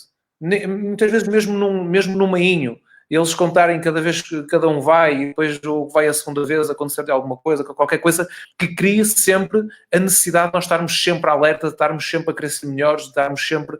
E depois saber viver com isso, ou seja, não tornar isso uma característica que seja doentia, mas que seja algo que vai fazer desse jogador um jogador com uma mentalidade competitiva que possa depois fazer face à questão que é a existência de alto nível. E isto está diretamente ligado com algo, pronto, que se fala muito e que depois é preciso às vezes concretizar melhor um bocadinho, tem a ver com a paixão, tem a ver com o compromisso. Esta questão da competitividade está intrinsecamente ligada com aquilo que é a paixão. Eu, se criar no clube, se criar na estrutura esta cultura do competir e do ganhar, isso vai ligar todos a esse projeto comum e vai apaixoná-los mais. Ou seja, o treino não pode ser, tem que ser muito mais que uma aula, digamos assim. Eles estão lá para aprender, é certo, mas estão lá para aprender e para ganhar. E, portanto, tem que haver aqui uma diferenciação, ou seja, os treinos, aquilo que é o processo de treino, não pode ser algo demasiado teórico ou demasiado, está-me a faltar a palavra, demasiado, ou seja, pouco prático. O futebol é uma modalidade que é possivelmente no mundo inteiro, ou pelo menos naquele mundo que é mais próximo de nós, o desporto rei, e tem milhões de pessoas atrás do sonho de serem jogadores de futebol. E esta mentalidade competitiva muitas vezes distingue. Nós ouvimos muitas vezes até aquelas reportagens que fazem dos estágios, das seleções. Eu próprio, na experiência que tenho no futebol profissional, via como é que eram os jogadores, até a jogar bilhar uns com os outros, até muitas vezes a jogar a PlayStation ou a jogar o que é que seja. Eles são animais de competição. E isto muitas vezes na formação corremos o risco de descurar um bocadinho isto, porque muitas vezes somos mais professores que treinadores. Eu entendo que nós temos que ser mais treinadores que professores, sendo que o professor tem que estar sempre presente porque está a ensinar. Agora, é ensinar a competir. E portanto, não descurando estas questões de cariz mais metodológico são importantes, aquilo que para mim faz a diferença são estas duas coisas. Portanto, se tivesse que selecionar duas e tendo o atrevimento de o fazer, era esta questão da competição e da paixão associada. Isto partindo do princípio que se trabalha bem, porque se for tudo muito competitivo e houver ali muita paixão, mas o trabalho em si não tiver qualidade, não tiver uma hierarquização e uma organização que seja coerente, não chega. Portanto, a partir de um princípio que existe qualidade e que existem boas ideias e que existem boas lideranças e tudo isso, e depois acrescentaria estes dois ingredientes da competição e da paixão, que tem que ser o treinador o promotor. Depois o resto vai-se desenvolvendo, mas o treinador tem que ser o promotor disto tudo, na minha opinião. Daniel, para falarmos agora do desenvolvimento, deixa-me só lançar aqui esta questão do Javier Madrid Pedreño, um abraço para a Espanha também, que diz, quando se está a falar de desenvolvimento, há sempre aquela dúvida do ponto de vista se um grande talento deve se manter no seu escalão portanto, desenvolvendo a sua criatividade, ou se deve, como muitas vezes se faz, passar para a categoria superior para ter mais exigência. Portanto, falando de desenvolvimento, é uma questão muito interessante quando se fala de scouting, porque há muita gente que diz que o scout identifica potencial, mas que depois o talento é desenvolvido já quando chega ao clube. Portanto, é uma questão muito interessante e sei que o Daniel é uma situação que gosta muito de falar e eu já o ouvi falar sobre isso e, obviamente, partilhar aqui um bocadinho com quem nos ouve. Obrigado, Javier. Falarei em português contigo. Espero que já tenhas aprendido desde que nós nos cruzamos. E eu, neste aspecto da questão do desenvolvimento e identificação, eu acho que fala-se muito em identificação e depois o desenvolvimento, mas eu não estou muito de acordo com isso, porque eu acho que para ser identificado tem que haver um trabalho de desenvolvimento prévio. Ou seja, eu só vou conseguir identificar um jogador se de facto ele conseguir expressar-se. E expressa-se como? Através de um desenvolvimento que tem no processo de treino, na equipa em que joga, e que são os treinadores que dão condições a esse jogador de se expressar, trabalhando, desenvolvendo o seu talento, para que ele depois o identifique. Nós não podemos dizer chamadas camas quentes, onde pomos os jogadores a crescer, né? e depois podemos identificá-lo. E, portanto, eu não me acredito que nós possamos identificar um jogador quando o jogador passa um jogo no banco e não entra e só vai aquecer. Eu não vou avaliar um jogador pela forma como ele aquece. Não é possível. Portanto, há aqui uma questão que, previamente à identificação, há fundamentalmente um processo de treino, um processo de desenvolvimento do jogador que tem que ser, de certa forma, trabalhado com cuidado e valorizado enquanto os treinadores o fazem, porque são os treinadores e as estruturas do clube que o permitem e que depois vão, naturalmente, disponibilizar os jogadores, entre aspas, como é óbvio, para que as pessoas os possam ver. E como? Permitindo-lhes serem convocados para as seleções, que não é obrigatório, muitas vezes não se deixa os jogadores ir à seleção, onde eles vão ser desenvolvidos, quer pela relação com os colegas de alto nível, quer pela observação a que vão ser sujeitos e que vão observar os colegas e os adversários, os desafios que vão ter, quer pela forma como eles vão ser. Portanto, há um conjunto aqui de aspectos relacionados com o desenvolvimento que surge previamente à identificação. Depois, obviamente, que na identificação, e Carlos, recentemente numa reunião que tive com o presidente e o diretor desportivo da tua equipa, perguntaram-me, isto não é vou cometer esta inconfidência, qual era a minha opinião sobre o jogador que eu considerava. Eu disse, é o Tapsoba, mas não concordo que o Tapsoba seja um jogador de grande nível neste momento. Agora, que tenha um potencial, um talento, já desde que eu vi no Sub-18 de Leixões, o ano de Leixões, de facto, fez aquilo que eu disse, criou condições para que ele se desenvolvesse, pondo-o a jogar numa posição vindo do país em que veio, e que, de certa forma, os treinadores que ele teve permitiram que ele se desenvolvesse para que o Guimarães o identificasse.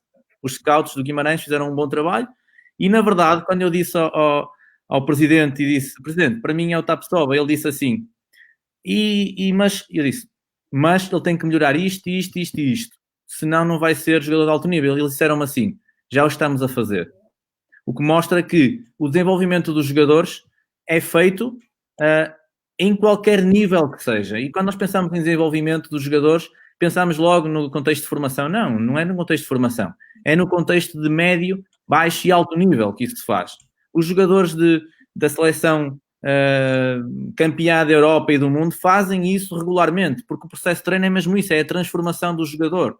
E, portanto, a mim parece-me que é fundamental nós olharmos a isso. E depois aquela pergunta que o Javier fez em relação aos escalões, cada jogador deve ser olhado individualmente. E eu não costumo olhar tipo conjunto de ovelhas que, ok, os melhores agora vão todos. Não, eu nunca vi, isto é um aspecto que eu defendo de forma acérrima, que é, eu acho que nós somos treinadores de jogador e não somos treinadores de equipas apenas nos clubes de formação. Nós somos treinadores de jogadores. E porquê é que somos treinadores de jogadores? Porque eu nunca vi nenhuma equipa de júniores ou de sub-23 passar toda para a equipa profissional. Não, passam são os jogadores. Agora, o treinador tem a capacidade e deve ter a competência de treinar jogadores de forma a que eles melhorem no jogo coletivo e de forma a que eles consigam coordenar-se dentro de uma matriz coletiva para que possam expressar e possam fazer a equipa ganhar jogos. Agora, há aqui um aspecto que é o olhar para a equipa apenas e o jogador não serve e tira-se e põe-se outro, que cumpra aquilo que a equipa deseja, ou então ajustar, como dizia o Carlo Ancelotti no livro Minha Árvore de Natal, quando tinha um grande conjunto de jogadores, ele disse, não, eu tive que montar uma estrutura que jogassem todos. Não é, ok, tenho esta estrutura e agora coisa é que eu vou pôr a jogar. Não, é ao contrário. Eu tenho que montar a equipa de forma a que joguem os melhores jogadores. E eu, inclusive, nessa reunião disse assim, eu se fosse coordenador técnico, estes jogadores que são aposta do clube devem jogar. Os outros podem escolher, porque estes são apostas do clube e são estes jogadores que têm que jogar porque são os que vão chegar ao alto nível com 90% de certeza. Agora, é óbvio que toda a gente erra e, portanto, nesta questão dos escalões, eu olho para o jogador de forma a que ele consiga ter desafios e desenvolver as suas competências. E, portanto, nós devemos olhar ao jogador individualmente. Não podemos olhar, ok, então agora temos os sub-16 que vão à seleção, vão todos para a equipa sub-17. Não, não é assim. Dar um exemplo. Um jogador que fisicamente não tem a capacidade para conseguir expressar o seu talento na equipa de escalão superior, nós perguntamos, mas deve ir ou não deve ir? Por um lado, deveria ir porque ao ter um desafio físico, ele vai desenvolver algumas competências técnicas e táticas de antecipar, de melhorar para poder executar com mais tempo e mais espaço. Por outro lado, não deveria ir porque se vai ter dificuldade. Nós temos é que perceber, será que o jogador tem competências neste momento para ultrapassar os desafios a que vai ser sujeito?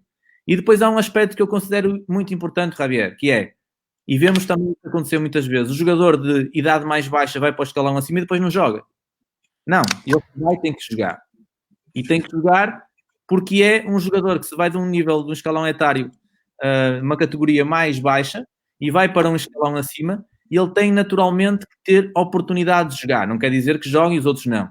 Mas tem que jogar naturalmente, porque por mais que nós achemos que o processo de treino permita ao jogador crescer, é a competição que faz o jogador também crescer e crescer de uma forma muito acentuada. E, portanto, aquilo que eu considero é que cada jogador deve ser olhado de forma individual.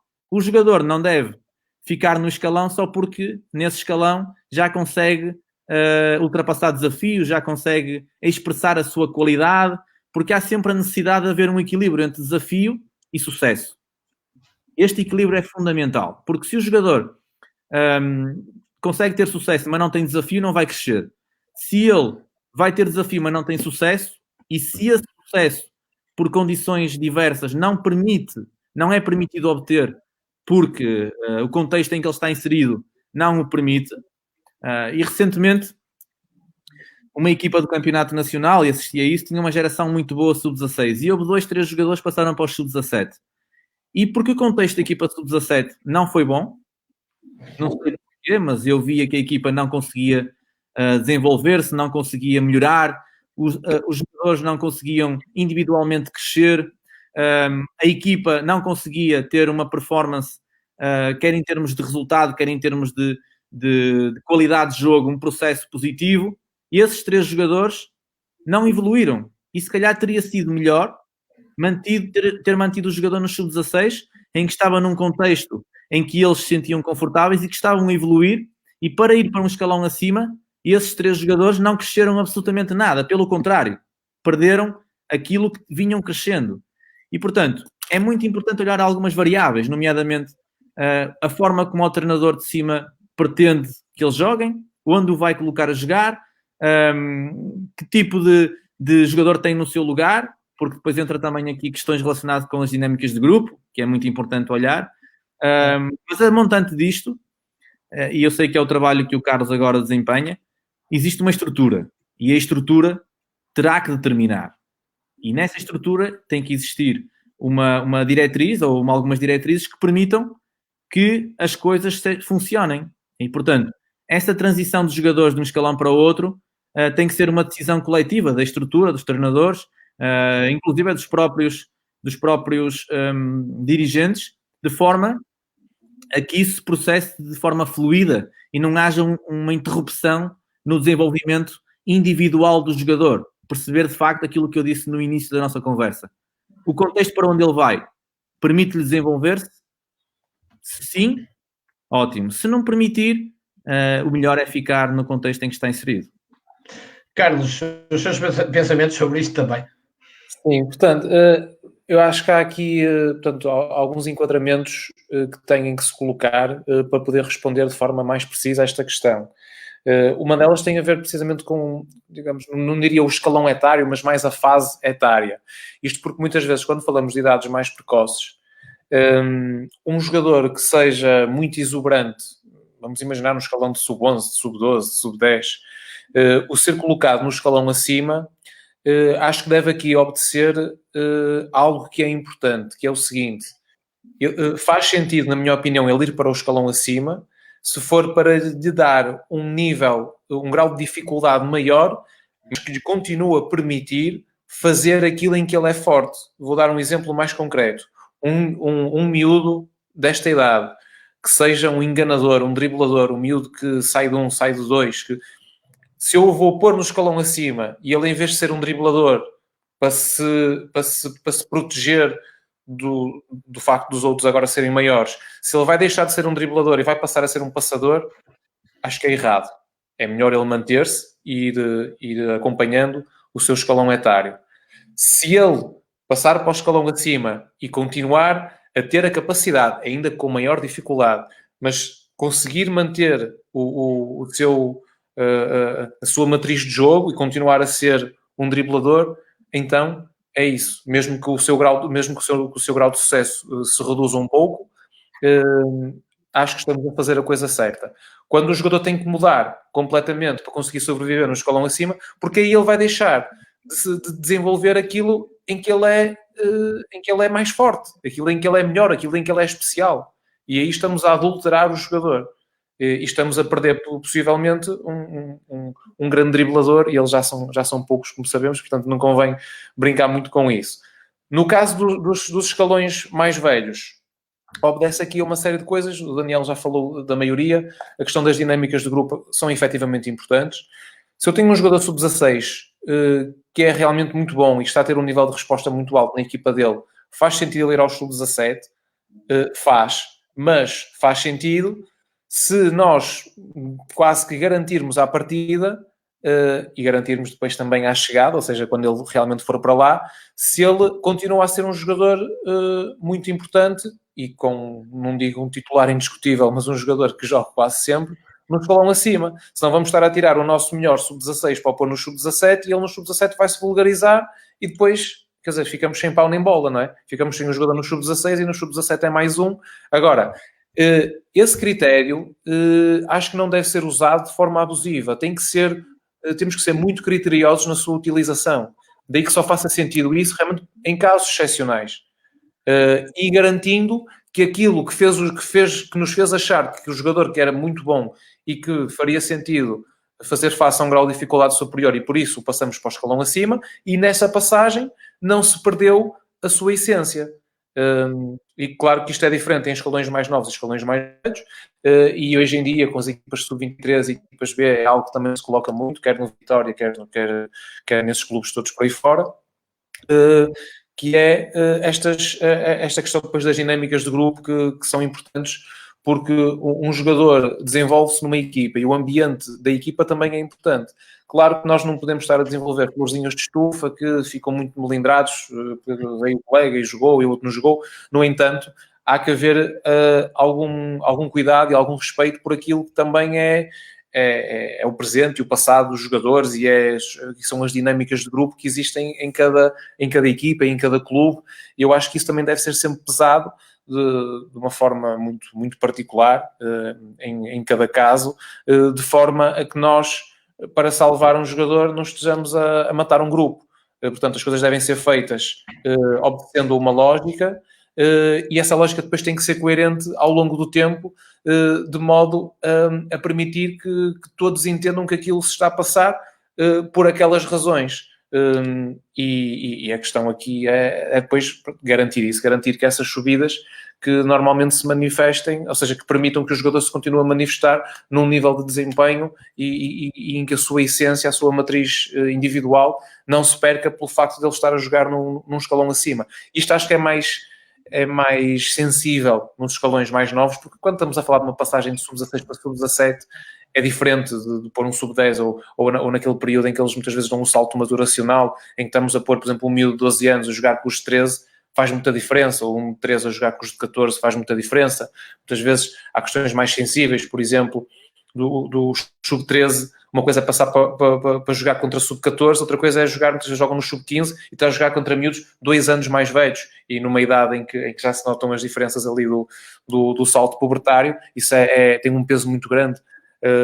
No caso dos mais velhos tem mais a ver com isso, tem mais a ver com o facto de nós para queremos promover um jogador, temos que o promover para jogar e temos que o promover num contexto também que seja minimamente saudável da equipa e de entendimento de todos daquilo que está a acontecer.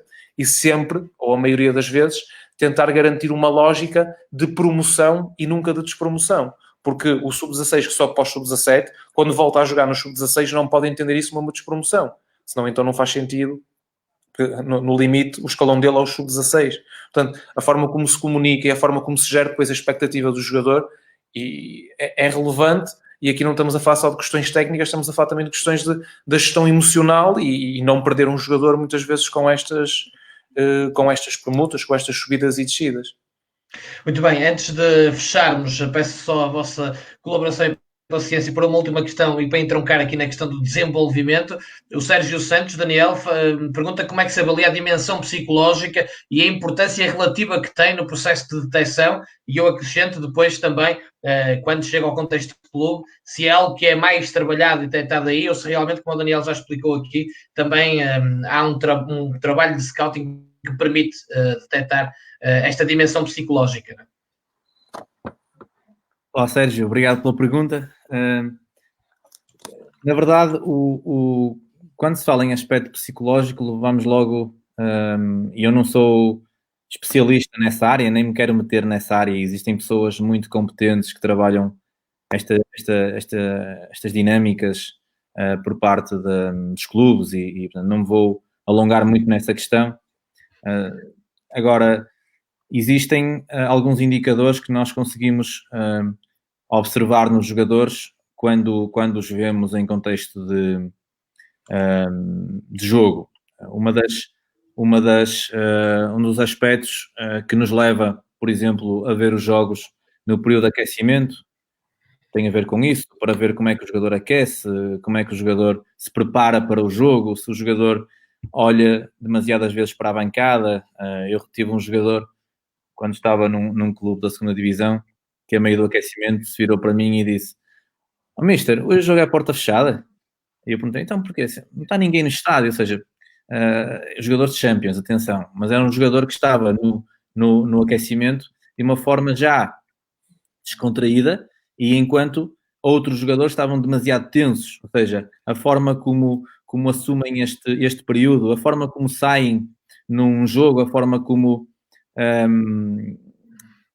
são substituídos, a forma significa a capacidade que têm de estar em grupo, de respeitar as decisões do treinador, mas sobretudo respeitar os colegas, a forma como ele se mantém dentro do jogo, ou seja, a forma como se mete no jogo, a forma como eu costumo dizer que não há diferentes tipos de liderança. A literatura também nos diz, mas eu, em termos empíricos, por exemplo, o Andrés Iniesta era um exemplo de pessoa e liderava pelo exemplo enquanto boa gente. O Cristiano lidera de outra maneira, também é boa gente, como é óbvio, mas lidera de outra maneira, de uma forma, no exemplo, mas outro tipo de exemplo. Portanto, há diferentes tipos de liderança que nós vamos identificando no jogo, e podemos também transportá-las para o processo de identificação de talentos. E eu costumo contar esta história do Andrés Iniesta, e é uma história que eu gosto muito. Tem a ver, e certamente que já me ouviram, o Remo certamente que já ouviu, quando perguntaram ao Andrés Iniesta porque é que ele aquecia no Albacete com o Mário, que era o pior jogador da equipa, Ele dizia sempre, eu aqueço com o Mário porque ele é o pior jogador da equipa e eu quero dar-lhe um bocadinho do meu tempo antes de entrar em jogo para o ajudar. Isto tem a ver com o caráter dos jogadores, ok? Portanto, a dimensão psicológica, a forma como festeja um golo, a forma como aconteceu recentemente num penalti em que o Messi joga para o lado e o Suárez aparece e finaliza, ou seja, a decisão coletiva individual beneficia uma decisão coletiva.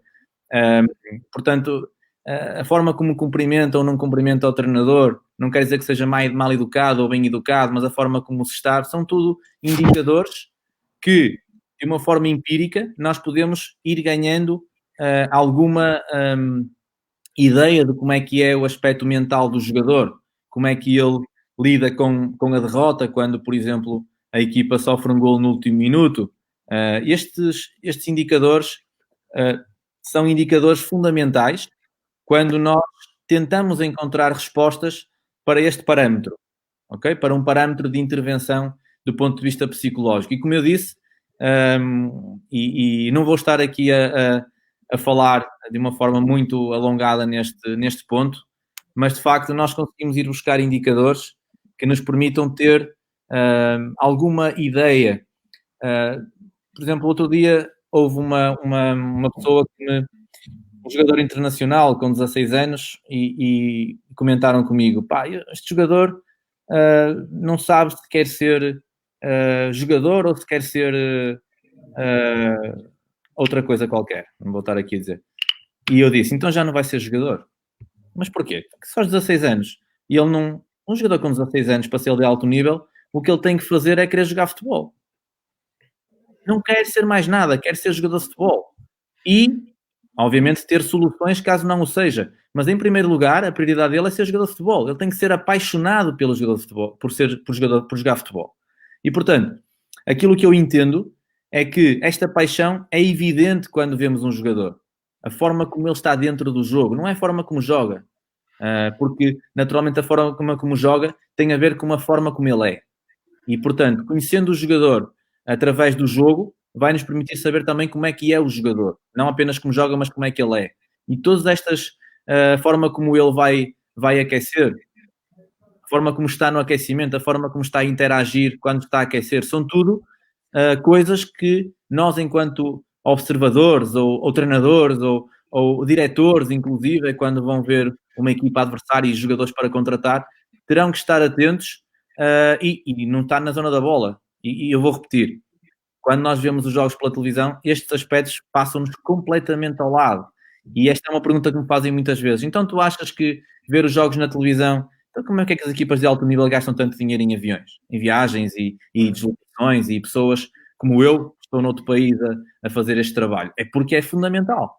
E se há dúvidas que isto é fundamental, acho que são exemplos necessários para verificar que este tipo de observação é fundamental. Então, em relação ao aspecto psicológico, de facto não há, tal como no aspecto cognitivo, algo que permita avaliar efetivamente como é que o jogador é psicologicamente. Eu também não sou especialista na área, nem o quero ser, mas consigo reter algumas... Existem pessoas que eu conheço e muito competentes na área, que fazem um trabalho excepcional nos clubes de futebol, mas eu não consigo ir buscar informação. E esta informação normalmente bate certo com a forma como o jogador joga. Há um jogador em Portugal que eu considero, e eu, inclusive, é para uma pessoa que trabalha com ele, eu disse, olha, ele tem que ser mais mal educado. Assim, mas porquê? Assim, porque a forma como ele joga é uma forma de pouco risco. E para jogar na posição em que ele joga, ele tem que assumir o risco. Porque se não assume o risco, ele não vai ultrapassar este limite que está a ter. E o limite que ele está a ter deriva-se é derivado da forma como ele é na vida social. E ele não vai mudar isso. E, portanto, será através do estímulo que é dado no treino que ele vai tentar mudar a forma como ele é. Eu também conto muitas vezes uma história de um jogador que mudou a forma como ele era egocêntrica, jogar individualmente 99% das vezes, e quando não podia passar por quatro, passava a bola, e através de formas de atuar no contexto do clube, fora do clube, através de oportunidades que ele teve, e ele transformou-se através dessas mesmas oportunidades para o jogo, e transformou-se no jogo, e transformou-se num jogador diferente. Portanto, o jogador psicologicamente também é transformável. Isto é um aspecto relevante, que muitas vezes nós dizemos que este jogador não pode ser contratado porque ele faz muitas asneiras, porque é mal educado, porque sai do centro de estágios à meia da noite e o clube castiga. Ok, tudo bem, tem 17 anos. Mas será que não podemos fazer nada para que ele resolva estes problemas? E aqui entra um aspecto que eu considero fundamental, que é, será que ele sendo assim vale a pena contratar? Temos que ver quem é o jogador. E temos vários exemplos, a nível mundial, de jogadores que são extraordinários e que se nós disséssemos assim, o que é que mudarias no jogador? O comportamento social e o comportamento fora do futebol. E será que isso é possível? Epá, eu contratava na mesma. Porque ele tem tudo, eu vou arriscar de mudar isto nele. Eu vou arriscar. Porque nós podemos tentar fazê-lo. Se vamos conseguir ou não, é uma incerteza e vamos tentar fazer tudo para que isso aconteça. O Neymar foi um exemplo desses no Barcelona. O clube conseguiu transformá-lo. E ele transformou-se e foi, e na minha opinião, foram anos espetaculares que ele teve no clube e que nunca mais conseguiu ter, desde que saiu. Isto tem a ver com o contexto e a forma como o clube conseguiu ajustar para que ele evidenciasse comportamentos de alto nível e escondesse comportamentos que nós vemos atualmente, que são de facto prejudiciais para a performance, para o rendimento dele enquanto jogador. E quando eu falo neste jogador, falo em muitos outros que vocês conhecem, portanto não é nada relativamente a um jogador, mas sim um universo de jogadores que podem ser transformados e as contratações dependem muito disso. E nós pensarmos, vale a pena? Se o jogador tiver aquilo que é diferente, eu arrisco-me a dizer sim. Há gente que o pode fazer, gente que os clubes contratam especializadas, departamentos espetaculares de psicologia, como o Porto tem, por exemplo, que podem de facto fazer isto e fazer muito bem, e eu acredito nesta transformação do jogador. Carlos, é o que eu digo, teríamos pano para mangas, mas depois vamos ter que deixar para uma outra altura, mas as suas ideias, obviamente, sobre isto que o Daniel esteve aqui a falar também. Eu acho que todas estas questões têm que ser tidas em conta, ou seja, as várias dimensões daquilo que é o desenvolvimento de um jogador ao longo deste processo que fomos falando aqui ao longo do programa da detecção e do desenvolvimento são decisivos. Em determinada altura nós entendemos que há uns que têm uma margem de treinabilidade ou que têm uma margem de melhoria substancialmente superiores a outros. Pronto, e é dentro disto que nos vamos movendo, com crenças, com convicções, mas sempre, ou seja, há sempre aqui parte deste processo que é aberto e que é desconhecido e que nos dá também, que temos, é verdade, é que há margem de erro, tem que haver, queremos enganar-nos menos que os outros e, sobretudo, conseguirmos encontrar a responsabilidade em nós, naquilo que nós fazemos, nas nossas decisões, na qualidade do nosso trabalho, na qualidade do nosso processo, dos nossos treinadores, na paixão que conseguimos incutir naquilo que fazemos e na forma como ela é interpretada do outro lado. Eu sou um bocadinho também obcecado aqui com esta questão e estou a falar disto através da paixão, porque é algo que ou se tem ou não se tem, é verdade, e houve muitos jogadores que passaram por aquele campo que o Daniel há pouco estava a falar. Eu trabalhei 3 anos no Boa Vista, numa fase da minha vida que foi muito importante e que foram os meus primeiros 3 anos como treinador, e recordo sempre com muito carinho, e ainda hoje sou muito amigo dos miúdos, que agora já não são miúdos, já são homens dessa altura, e muitos deles a jogar em bom nível, outros nem tanto, outros tiram as suas vidas de outras formas, e até lá andava, embora não tenha sido meu jogador, o Bruno Fernandes, também treinou nesse campo, nesse pedaço de terreno, onde muitas vezes as pessoas ali do bairro da Pasteleira, para ir ao modelo, que era do outro lado do campo, passavam do nosso treino, com os tacos das mãos.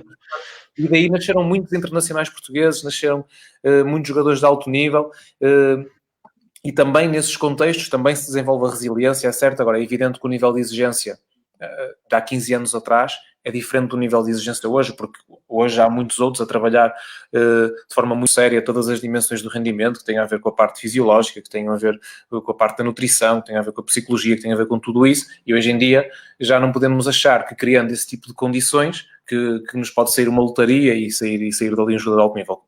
Há sempre um outro caso que nós conhecemos de jogadores que até tarde estiveram em contextos, digamos assim, menos ricos ou menos com menos qualidade ou com níveis competitivos mais baixos, mas a realidade é que cada vez mais é importante garantir todas estas condições que fomos falando aqui ao longo do programa, sem nunca abdicar desse lado mais emocional que tem que estar presente, que para mim continua a ser decisivo a todos os níveis, seja dentro da equipa, seja dentro de cada jogador, seja mesmo dentro das próprias estruturas, dentro do próprio clube, tentar criar sempre ambientes o mais positivos possível, seja entre treinadores de diferentes escalões, seja entre equipas técnicas e scouting e direção.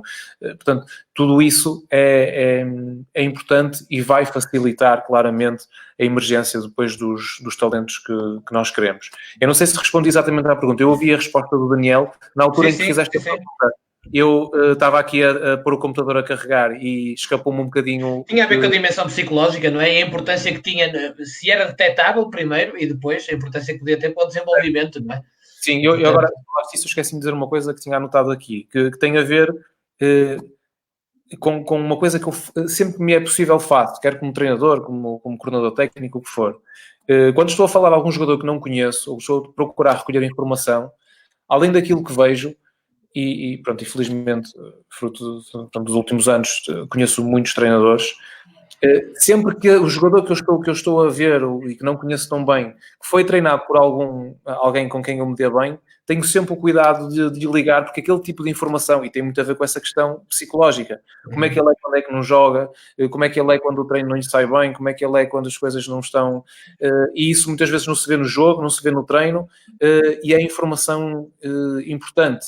Se ele gosta de treinar, se ele é ambicioso, isso são... porque nós sempre quando vê um vídeo de highlights, né, qualquer mau jogador parece bom, e se quisermos transformar um ótimo jogador num jogador mau, como é que conseguimos selecionarmos só o que há de pior?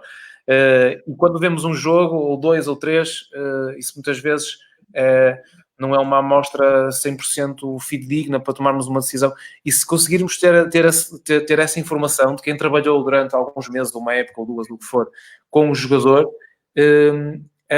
temos logo uma informação valiosíssima e tem muito a ver com esse lado da parte psicológica do jogador e também com outras questões também volitivas, etc., que têm aqui um peso grande. Muito bem, eu gostava que isto fosse noite dentro, aliás quem nos ouve também, mas não é possível, aliás chegamos a ter mais de 500 pessoas em simultâneo a ver-nos, e culpa vossa e do excelente conteúdo que aqui derramaram, o Daniel e o Carlos, foi um enorme privilégio, aliás, quando vocês forem ver os comentários assim, o vão constatar, porque realmente as pessoas estão deliciadas, eu também, e portanto sinto-me muito privilegiado também por ter partilhado com vocês este momento. Daniel, obrigado por ter aceito o desafio. E obviamente vamos nos cruzar ainda muitas vezes, e obrigado por ter estado aqui esta noite também, e ao Carlos Campos a mesma coisa, muito obrigado por ter aceito o desafio e por nos ter brindado juntamente com o Daniel com esta masterclass, digamos assim, sobre o scouting e não só, sobre futebol no fundo, que nos, digamos, acaba por ajudar a passar melhor esta quarentena. Um abraço aos dois.